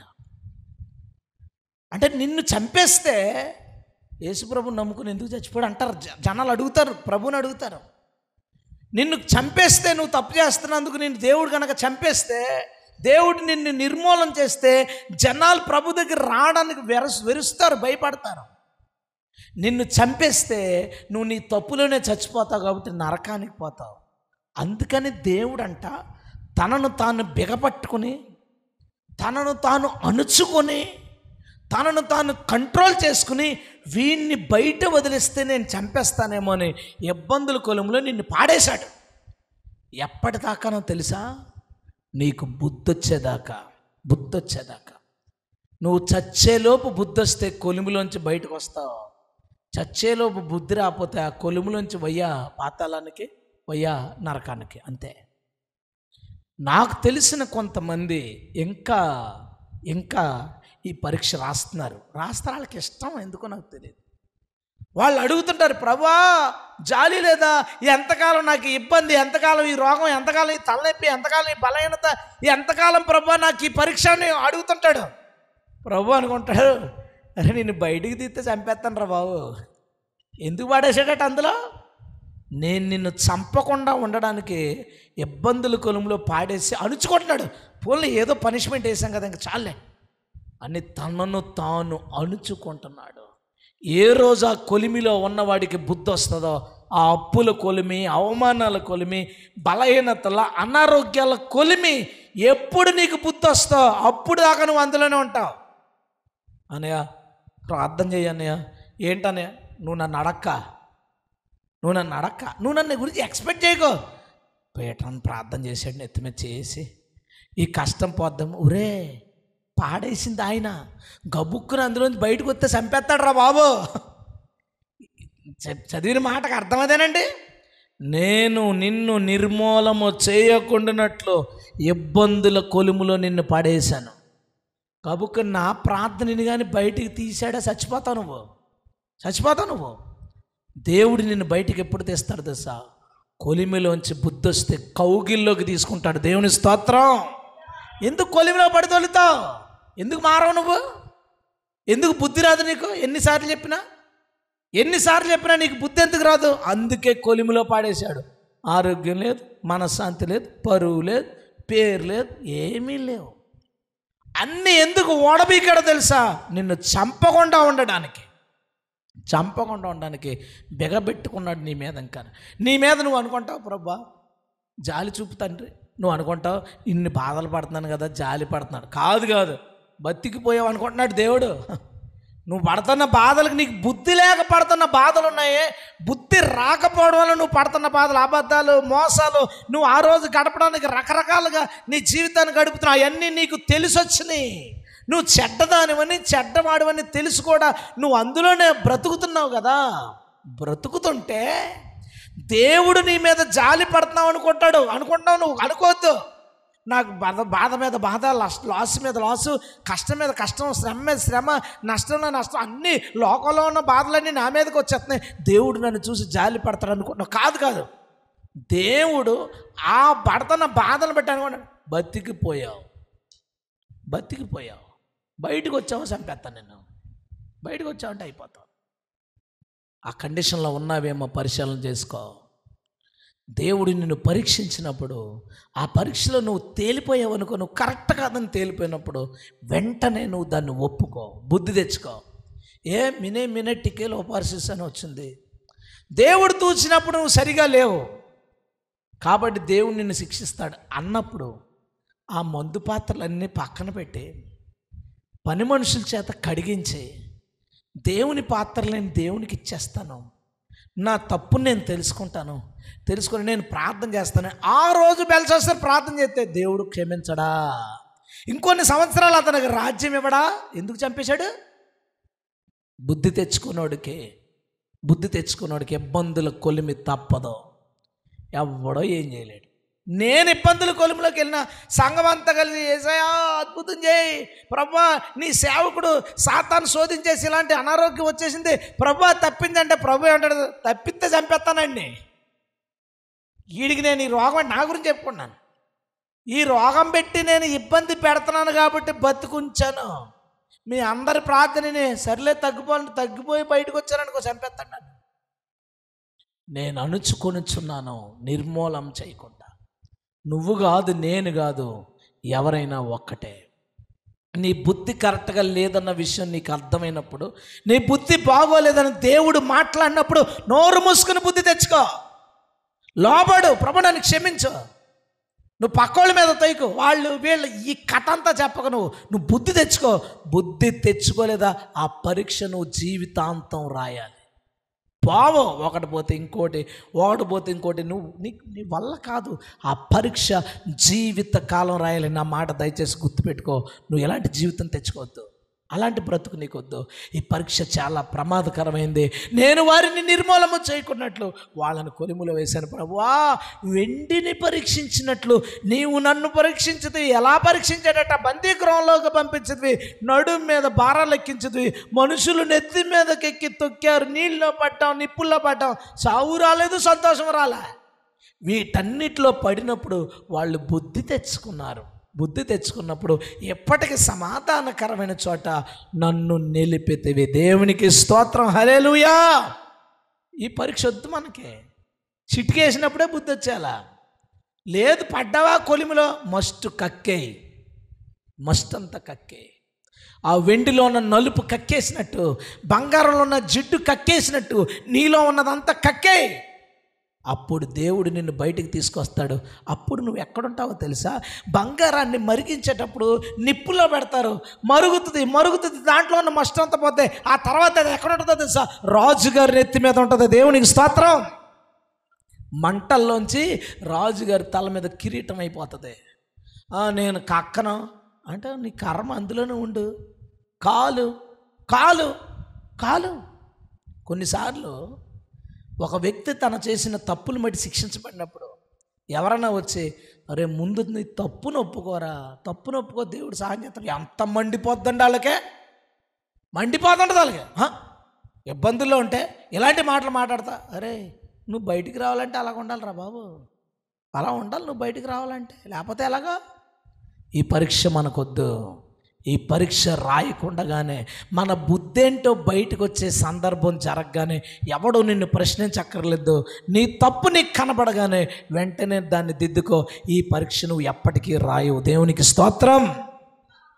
ఇంకో 2 పరీక్షలు ఉన్నాయి. నెక్స్ట్ పరీక్ష ఏంటంటే,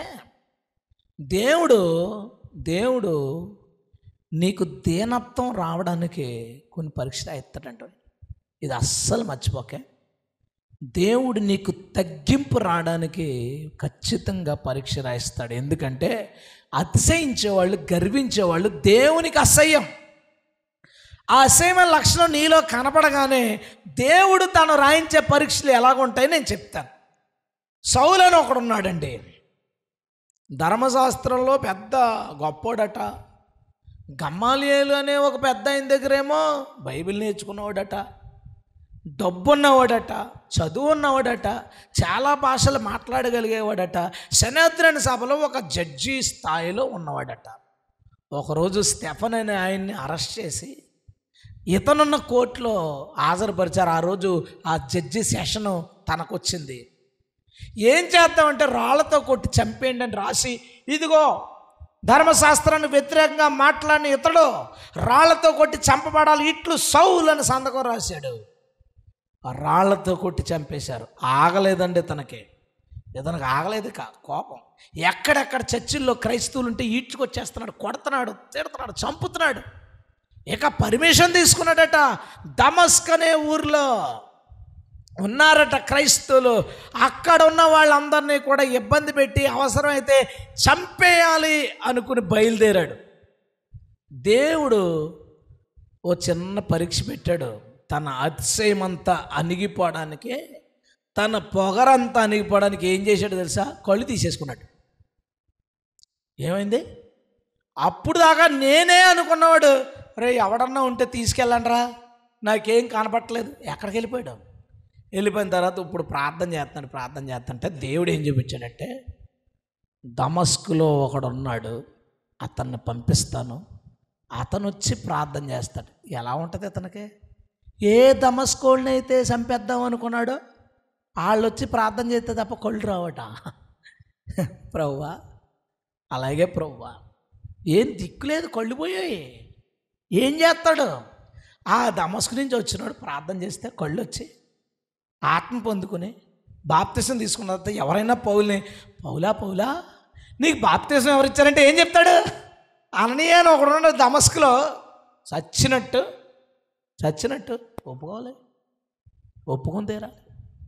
ఓ మాట గుర్తుపెట్టుకో, దేవుడు నీకు దీనత్వం నేర్పడానికి ఏం చేస్తాడో తెలుసా? ఎక్కడ నువ్వు పొగరు చూపించావో అక్కడే నిన్ను దించేస్తాడు. ఎక్కడ నీకు పొగరుందో అక్కడే నిన్ను దించేస్తాడు. ఏమీ డౌట్ లేదు అందులో. దేవుడు నిన్ను వదిలేస్తే తప్ప దేవుడు నిన్ను వదిలేసాడంటే నువ్వు నాకు వద్దని వదిలేశాడు అనుకో, ఆడు ఎంత పొగరు పోయాడు, ఎలాగ పోయాడని వదిలేస్తాడు. దేవుని కనుసంజలో నీవు కనుక ఉంటే, ఎక్కడ నువ్వు పొగరు చూపించావో, ఎక్కడ నువ్వు అతిశయించావో, అక్కడే దేవుడు నిన్ను కిందకి లాగేస్తాడు, అలాగ తొక్కేస్తాడు. ఎందుకో తెలుసా? నువ్వు దేనత్వం నేర్చుకోవడానికి. కొన్ని రోజులు పోయిన తర్వాత పేతురు అంటాడు కదా, మన ప్రియ సోదరుడైన పౌలు తాను రాసిన పత్రికలు సామాన్యులకు అర్థం కాదు, అది ఎంతో ఉన్నతమైన రచనలు, అర్థం కాక పిచ్చి పిచ్చిగా దాన్ని రకరకాలుగా వక్రీకరిస్తున్నారు, అంత గొప్ప పత్రికలు రాశాడని పేతురు అన్నాడు. చిటికెత్తే గుడ్డోడై కింద పడ్డాడు, చిటికెత్తే అపోస్తులకి ఎలా గొప్పోడైపోయాడు. దేవుని స్తోత్రం. దేవునికి ఎంత నిన్ను క్రిందకు లాగడం, నిన్ను పైకి నిలబెట్టడం ఆయనకి చాలా చిన్న పని. ఎప్పుడు నువ్వు ఫోజు కొట్టావో తవ్వేసుకున్నావు. నువ్వు నాశనానికి ముందు గర్వము నడుచును. ఎవడు గర్వించాడో వాడు వెంటనే నెక్స్ట్ ఏంటో తెలుసా? నాశనం. ఎవడు గర్విస్తున్నాడు వాడు గొయ్యి తవ్వుకున్నాడు. వాడికి పొగరు చూపించుకో, నేను ఇంత, నేను అంత, నేను గొప్ప. నువ్వు ఎక్కడ గొప్ప చెప్పుకున్నావో అక్కడ హీనపరిచేస్తాడు. ఒకసారి నాకు సేవకు వచ్చిన ఒక ఇంగ్లీష్ లెక్చరర్ ఆయన ఏలూరులో ఉంటారు. ఆయన దగ్గరికి వెళ్ళాను బుక్ ట్రాన్స్లేషన్ విషయంలో. మీరు ఎలా వచ్చారండి సేవకు అని అడిగాను. ఆయన తనకి వచ్చిన ప్రైజ్లో ఇంగ్లీష్లో తనకున్న డిగ్రీస్ అన్నీ చెప్తూ, ఇంగ్లీష్లో నేను ఎంత పాండిత్యం గలవాడిని, దేవుడు నన్ను సేవకు పిలిస్తే ఇంత ఇంగ్లీష్ లెక్చరర్ని నేను ఎలాగ వస్తాను, ఇది ఎలాగ ప్రొఫెషన్ వదిలేస్తానని నేను నా ఇంగ్లీష్లో ఉన్న గొప్పతనం కోసం, ఇంగ్లీష్ నేను ఇంత గొప్పగా చెప్పగలను, నాకు ఎంత పేరు వచ్చింది కాబట్టి అని నేను వెళ్ళలేదు. ఆ వెళ్ళడం, నేను రాను అని చెప్పిన మరుసటి క్లాస్ నుంచి అంట తడబాటు వచ్చేయడం. ఇతను కరెక్ట్గానే రాస్తాడట. స్టూడెంట్ సార్ ఎలా రాశారంటే వెనక్కి తిరిగి చూస్తే వేరే ఉండేదట అక్కడ పదం. ఇతను అనుకుంటున్నాడు కరెక్ట్గా రాస్తున్నానని, కానీ కరెక్ట్గా రాయట్లేదు. స్టూడెంట్ క్వశ్చన్ చేయడం, సార్లు వచ్చి అడగడం, ఏమైంది సార్ మీకు, ఏమన్నా హెల్త్ ప్రాబ్లం వచ్చిందా, ఏమైందని ఎవరంట. కొన్ని రోజులకి ఆ సార్ మాకు వద్దనే దగ్గరికి వచ్చిందంట. 3 నెలల్లో ఈయన 25 సంవత్సరాల నుంచి తెచ్చుకున్న పేరు 3 నెలల్లో ఆఖరి చేసి పాడేటండి దేవుడు. అన్నాడట, ప్రభువా నా పేరు నాకు ఇచ్చే, ఒక్క రోజులో సేవకు వస్తాను. ఒక్క రోజులో. ఆ స్కూల్కి ఎవరో ఇన్స్పెక్షన్ వచ్చారంట, వాళ్ళు ఫారెన్ ఇంగ్లీష్ మాట్లాడుతున్నారట, ఇక్కడ వాళ్ళకి ఆ భాష అర్థవట్లేదట. వాళ్ళకి ఇతనికి తీసేద్దామని ఆలోచనలో ఉన్నారు. ఈలోపు ఈయన వెళ్ళి వాళ్ళతో మాట్లాడుతుంటే ఆ ఫారినర్స్, ఎంత అద్భుతంగా మాట్లాడేవాడు మీ స్కూల్లో ఉన్నాడా, ఏంటండి మీ స్కూల్ ఎంత గొప్పదా అంత గొప్పదని ఇతన్ని పైకి ఎత్తేశారు. ఒక్క క్షణం, ఒక్క పూట, ఒక్క గంటలో ఆయన మనసులో అనుకుంటున్నాడంట, ఇంటికి వెళ్ళినట్టే మానేయలే, లేత కిందకి దించేస్తాడు. ఇంటికి వెళ్ళాడంట. మరుసటి రోజు వెళ్ళలేదు, ఫోన్ చేసి చెప్పాడట, లేదంటే మీరు రండి ఒకసారి మాట్లాడదాం అంటే నేను రానన్నాడట. జీతం తీసుకోవాలి కదండి, జీతం ఉండిపోయింది కంటే నాకు వద్దు అన్నాడట. ఎందుకు తెలుసు? దేవుడికి తెలుసు. కొంతమంది కొంచెం బాగా డబ్బు, బాగా పేరున్న వాళ్ళు ఆటో కోసం రోడ్డు మీద నిలబడతారు. ఆటో వాడు వచ్చి ఆపుతాడు. ఆపితే బేబీ సీటా, మేము ఎక్కమాట. ఏమంటే నడుము నొప్పి అంటే, కాదు బాగానే ఉన్నావు. మరి ఇప్పుడు నడుము నొప్పి అంటే ఓకే, ఎందుకు ఎక్కమంటే మేము ఎక్కం. వాళ్ళకి బేబీ సీట్ మీద ఎక్కడానికి కూడా చాలా హీనంగా ఫీల్ అవుతారు. ఇప్పుడు నేనున్నాను, ఇంట్లోంచి నేను బయటికి వెళ్తే కారే తీస్తాను, కారే వాడతాను. సడన్గా ఆటో ఎక్కాల్సిన పరిస్థితి వస్తుంది నాకు ఖచ్చితంగా. నేను రోడ్డు మీదకి వెళ్ళి నిలబడతాను. ఆటో వచ్చినప్పుడు బేబీ సీట్ ఉన్నా, లేదా లోపల ఫుల్గా కూర్చుని ఎదర డ్రైవర్ పక్కన అటు పక్కన కూర్చున్నా, ఇటు పక్కన కూర్చోమన్నాడు అనుకో, నేను కూర్చుండిపోతాను. ఎందుకు నేను సీట్ అడగనంటే, నేను కనుక సీటే కావాలి. ఎందుకంటే కారులో సింగిల్ సీట్లో తిరిగినోడిని ఆటోలో బేబీ సీట్ మీద డ్రైవర్ పక్కన ఏం కూర్చుంటానో అన్నాను అనుకో, దేవుడు వారం తిరగకుండా కారు అమ్మేస్తాడు. కారు అమ్మేసిన తర్వాత నేను అనుకుంటాను, ప్రభువా ఈ కారు అమ్మేసామంటే ఏదో కొనిపిస్తాం అనమాట. ఏం కొన్న ప్రభు అంటే కరెంట్ ఆటో కొనుక్కో అంటాడు. ఎందుకు? నాకు తెలుసు ఆయన గురించి, ఎలాంటోడో తెలుసు. అక్కడి నుంచి పీటర్ గారు అదే ఆటోలో వస్తాడు కదా, ఆటోలో ఎక్కడ డ్రైవింగ్. ఒకసారి రాజమండ్రి మీటింగ్కి వెళ్ళినప్పుడు ఒక అబ్బాయి నన్ను చూశాడు, సైకిల్ మీద ఉన్నాడు. నన్ను ఎవరు వచ్చి తీసుకెళ్ళాలి, పాస్టర్ గారు మీరు వచ్చారా, ఇంకా రాలేదు మా అంటే, పద నువ్వు ఉన్నావు కదా రావద్దని చెప్పానని సైకిల్ ఎక్కేశాను. సైకిల్ ఎక్కి సైకిల్ మీద తీసుకెళ్ళిపోతే మొన్న తను నాతో మాట్లాడతా, అనే నువ్వు నా సైకిల్ ఎక్కేటప్పుడు నాకు సైకిల్ ఉండేటప్పుడు నేను బండి కొనుక్కున్నాను, ఏంటనే అసలు సైకిల్ ఎక్కడానికి అసలు ఏం ఆలోచించలేదంటే నా మనసులో అనుకున్నాను, నేను సైకిల్ ఎక్కనన్నాను అనుకో, దేవుడు నా కారు అమ్మించి సైకిల్ కొంచెం ఎదరక్కిగాని కూర్చోబెట్టుకుని వెనకాల సత్య కూర్చోబెట్టి తొక్కు నువ్వు ఏం పర్లేదు. తెలుసు నాకు అవసరమా? నా దేవుడు ఏం చేయమంటే అది చేయడానికి నాకు ఏమి అస్సలు లేస మాత్రం ఫీలింగ్ ఉండదు. నా రూమ్ చాలా గందరగోళంగా ఉంటుంది. అది ఎంత బాగా కలిసి వచ్చిందంటే, నాకు మొన్న నర్సీపట్నం మీటింగ్ జరిగినప్పుడు, నర్సీపట్నం మీటింగ్లో స్టేజ్కి ఇటు పక్కన రూము అటు పక్కన రూము చిన్న చిన్న ఉన్నాయి, 2 స్టోర్ రూములు. ఒకటైతే సౌండ్ సిస్టమ్ ఫుల్ అయిపోయింది, ఒకటి ఏంటంటే పాత సామాన్లు, బూజులు, పురుగులు. చూసిన వాళ్ళు ఉన్నారు ఆ రోజు వచ్చినాడు. చూసి అయ్యో పాస్టర్ గారు ఈ రూమ్ వద్దు, పాస్టర్ గారిని రూమ్ అడగను అన్నాడు. నేను అన్నాను, మన రోజు ఇలాంటి దాంట్లోనే కదా ఉండేది. చిన్న ముక్క తుడిపించుకుని, చిన్నదే క్లాత్ వేయించుకుని అత్త మీద కూర్చొని ప్రార్థన చేసుకోవడం, వాక్యం చెప్పడం, ప్రార్థన చేసుకోవడం, వాక్యం చెప్పడం, ప్రార్థన, అన్ని సెషన్స్ అందులో కూర్చుని నాకు ఏ ఇబ్బంది లేకుండా కూర్చొని, నేను కనుక అప్పుడు కనుక నాకు ఈ రూమ్ వద్దు, ఏంటిది నా పాస్టర్ గారు రూమ్ మాట్లాడండి అని కనుక అన్నాను అనుకో, తర్వాత ఏమవుతుంది, మా నాన్నగారు సడన్గా, ఒరే పెద్దోడు చిన్నోడు వీళ్ళు అందరూ వాటాలు అడుగుతున్నారా, ఇల్లు వాళ్ళకి వస్తుందంట, మరి నువ్వు ఎక్కడో చోట అద్దెకు తీసుకో అని ఇల్లు లేకుండా బయటికి గెంటేస్తాడు. నాకు తెలుసు దేవుడి గురించి, తెలుసు. ఎందుకు మనకి ఇక్కడ ఫోజు కొడుతున్న వాళ్ళందరికీ చెప్తున్నాను, జాగ్రత్త, ఎక్స్ట్రాలు చేయకు, అస్సలు చేయొద్దు, కిందకి లాగేస్తాడు. ఆల్రెడీ లాగేసిన వాళ్ళు ఉన్నారు, మన వాళ్ళు మంచోళ్ళు, నాకు తెలుసు, లాగించుకునే బుద్ధి వచ్చిన వాళ్ళు ఉన్నారు. ఇంకా బుద్ధి రాకుండా ఎవడన్నా ఎగిరెగిరి పడుతుంటే జాగ్రత్త, ఫోజులు కొట్టకో. నేనంత, నా కాళ్ళ తెలుసు, నా కేళ్ళ తెలుసు, నా సర్కిల్ ఎంతో తెలుసా? ఏమి నీ సర్కిల్? నాకు యేసు ప్రభు తెలుసు, అంతకని పెద్ద సర్కిల్ చూపించు, నువ్వు చెప్పి చూపించి ఎక్కడో చోట పెద్ద సర్కిల్ మనకు అస్సలు. దేవుడు ఒకరిని హెచ్చించడం చాలా సులువు, ఆయనకి ఒకరిని క్రిందకి దింపడం కూడా చాలా సులువు, చాలా సులువు. మన కేఏ పాల్ తెలుసు. ఈరోజు కేఏ పాల్ అంటే కమీడియన్, ఒకప్పుడు కేఏ పాల్ అంటే ప్రపంచ స్వార్థికుడు. ఇండియాలో కాదు, ప్రపంచ స్వార్థికుడు. ప్రపంచ అధ్యక్షులందరూ ప్రార్థన చేయించుకునేవారు అతనితో. నాకంటే గొప్పడు ఎవడలేడు, ప్రపంచ అధ్యక్షుడు నా దగ్గర క్యూలో కడతారన్నాడు. ఈరోజు ఎలక్షన్లో నిలబడితే 500, 300 ఓట్లు కూడా రావు. ఎందుమైంది? ఏం జరిగింది? దేవుడు ప్రపంచ స్వార్థికునిగా పెట్టాడు, దేవుడు కమీడియన్గా పెట్టాడు. మ్యాటర్ ఏం కాదు. నేను ఒకటి అనుకున్నాను, ఈయన కష్టపడిన సేవ కోసం దేవుని చేతిలో ఇంకా ఉన్నాడు కాబట్టి దెబ్బలు తింటున్నాడు.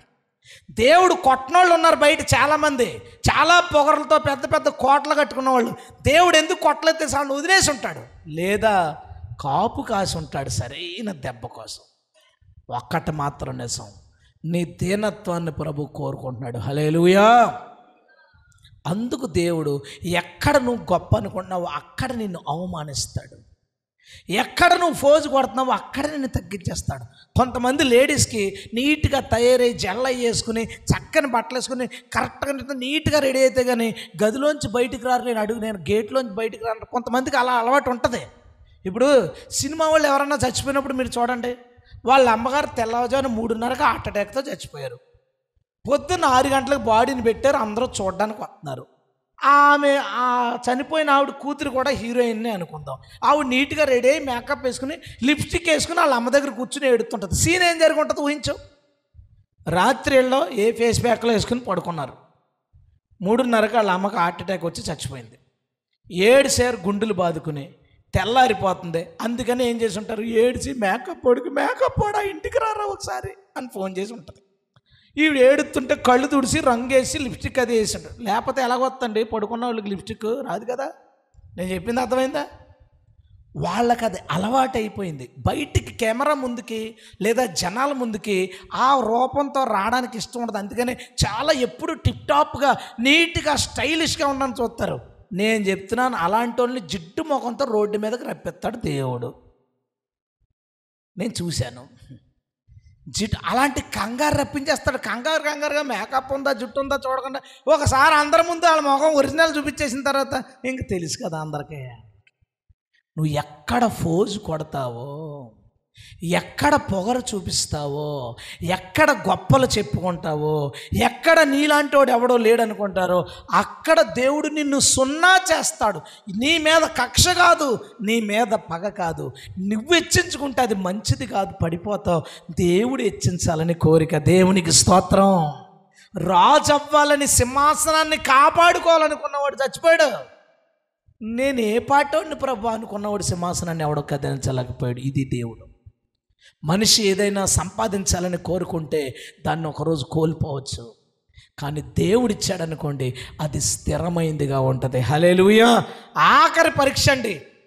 సహనం వచ్చేసింది నీకు, బుద్ధి వచ్చేసింది నీకు, తగ్గింపు వచ్చేసింది నీకు, విశ్వాసంలో నిలబడిపోయావు నువ్వు, భక్తిలో నిలబడిపోయావు నువ్వు, అసలు నీలో ఏ లోపం లేదు, నీకు పరీక్ష పెట్టాల్సిన అవసరం లేదు.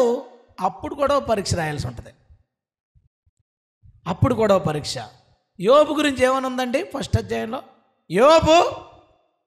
యోబు గ్రంథం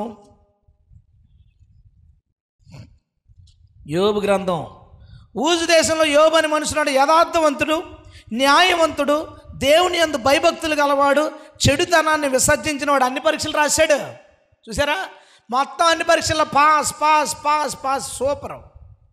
ఒకరోజు అపవాది వచ్చాడు దేవుడి దగ్గరికి. వచ్చి యోబు గురించి తెలుసా అని అడిగాడు. ఈయన యోబు నువ్వు బ్లెస్ చేసినందుకు ఉన్నాడు, కానీ బ్లెస్సింగ్ లేకపోతే ఉండడు అన్నాడు. ఇద్దరి మధ్య బెట్టింగ్ వచ్చిందండి. ఎవరెవరికి మధ్యన? దేవుడికి అపవాది. పాప యోబుకి ఏం తెలియదు మ్యాటర్ అంతకే. బెట్టింగ్ వేసుకున్నారు ఇద్దరు.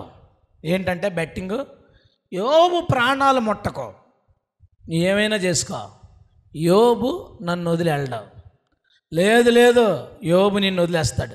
ఏం తెలియదు బాబు, యోబుకి ఏం తెలియదు మ్యాటర్. మామూలుగా రోజులాగే లేచాడు, అంతా ప్రార్థన చేసుకున్నాడు, పిల్లల గురించి అంతా ఆలోచించుకున్నాడు. సడన్గా గొర్రెలు చచ్చిపోయినాయి, గాడిదలు చచ్చిపోయినాయి, పిల్లలు చచ్చిపోయారు. అంత భయంకరం అనారోగ్యం వచ్చేసింది. సర్వనాశనం అయిపోయింది జీవితం. ఒక్కసారే కొలాప్స్ అయిపోయింది జీవితం. ఒంటరోడైపోయాడు, ఏడుస్తున్నాడు, బాధపడుతున్నాడు, ఎంత కుమిలిపోతున్నాడు. ఇంతకీ విషయమేమి తెలియదు. యోబు నేర్చుకోవాల్సిన ఓర్పు లేదు, యోబు నేర్చుకోవాల్సిన దిద్దుకోవాల్సిన తప్పులు లేవు, ఏమీ లేవు. కానీ యోబుకున్న యథార్థత, పరిశుద్ధతను బట్టి దేవుడికి సాతానికి మాట వచ్చింది. దేవుడు చాలామందిని గెలిపించవచ్చు, కానీ పరీక్షలు రాసి గెలిచినట్టు ఉంటాడే వాడు దేవుణ్ణి గెలిపిస్తాడు. దేవునికి స్తోత్రం. దేవుడు చాలామందిని గెలిపించాడు, యోబు మాత్రం దేవుణ్ణి గెలిపించాడు. నిలబడ్డాడు, తనకు తాను తిట్టుకున్నాడు, తనను తాను దూషించుకుని ఉండొచ్చు, కానీ దేవుణ్ణి ఎదిరించి ఒక్క మాట మాట్లాడలేదు. దానికి కూడా గద్దించాడు, నిన్ను నువ్వు ఎందుకు తిట్టుకోవాలా? తన స్నేహితులను ఎవరైతే తనని ఇబ్బంది పెట్టారో వాళ్ళని కూడా గద్దించాడు. అటు తర్వాత ఏమైంది? మళ్ళీ యోబు ఏమేమి తీసుకున్నానో అవన్నీ నీకు ఇచ్చేస్తానన్నాడా? లేదో, ఏమేమి తీసుకున్నానో వాటికి డబల్ తీసుకో. హల్లెలూయా, హల్లెలూయా. నీ నీతిని బట్టి, నీ యథార్థతను బట్టి, నీ పరిశుద్ధతను బట్టి నువ్వు గనక పరీక్ష రాయాల్సి వస్తే, జనరల్గా ఇండియా పాకిస్తాన్ ఆడుకుంటుంది అనుకోండి క్రికెట్, నేను ఇంకొకడు పంది వేసుకున్నాడు అనుకోండి, పందులో నేను నెగ్గాను అనుకోండి, డబ్బులు నాకు వస్తాయి. కానీ ఇక్కడ అలా కాదు. నీ యథార్థత మీద దేవుడు సాతాను పంది వేసుకున్నారనుకోండి, ఆ పందెంలో కనుక నువ్వు కరెక్ట్గా నెగ్గేసావనుకో, దానివల్ల దేవుడు నెగ్గాడు అనుకోండి, బహుమానం ఎవరికి వస్తుందో తెలుసా? నీకు గెలిచింది దేవుడు. రెట్టింపుల ఆశీర్వాదం ఎవరికే? యోబుకి. దేవునికి స్తోత్రం. హల్లెలూయా. అందుకే యాకోబు ఇలా రాశాడు. యాకోబు పత్రిక మొదటి అధ్యాయం, యాకోబు పత్రిక మొదటి అధ్యాయంలో 12వ వచనం, శోధన, టెస్టింగ్. అక్కడ టెస్టింగ్, శోధన సహించువాడు ధన్యుడు, అతడు శోధనకు నిలిచిన వాడై ప్రభువు తన్ను ప్రేమించు వారికి వాగ్దానం చేసిన జీవ కిరీటము పొందును. హల్లెలూయా. ఈ పరీక్ష ఏంటో తెలుసా? బహుమానం ఇచ్చేది. ఈ పరీక్ష పరలోకములో ఇచ్చే బహుమానం జీవ కిరీటం. ఈ పరీక్ష బహుమానం ఇచ్చేది. ఈ లోపు నువ్వు ఏ పరీక్షలు రాసినా ఇంకా నువ్వు నిలబడాల్సినవి ఉన్నాయి.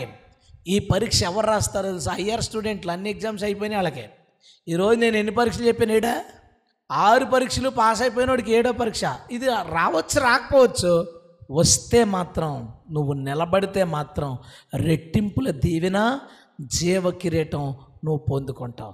అయితే నేను ముగించే ముందు మీకు చిన్న క్లారిటీ ఇవ్వాలి. ఏ ప్రశ్నకు ఆ జవాబే రాయి.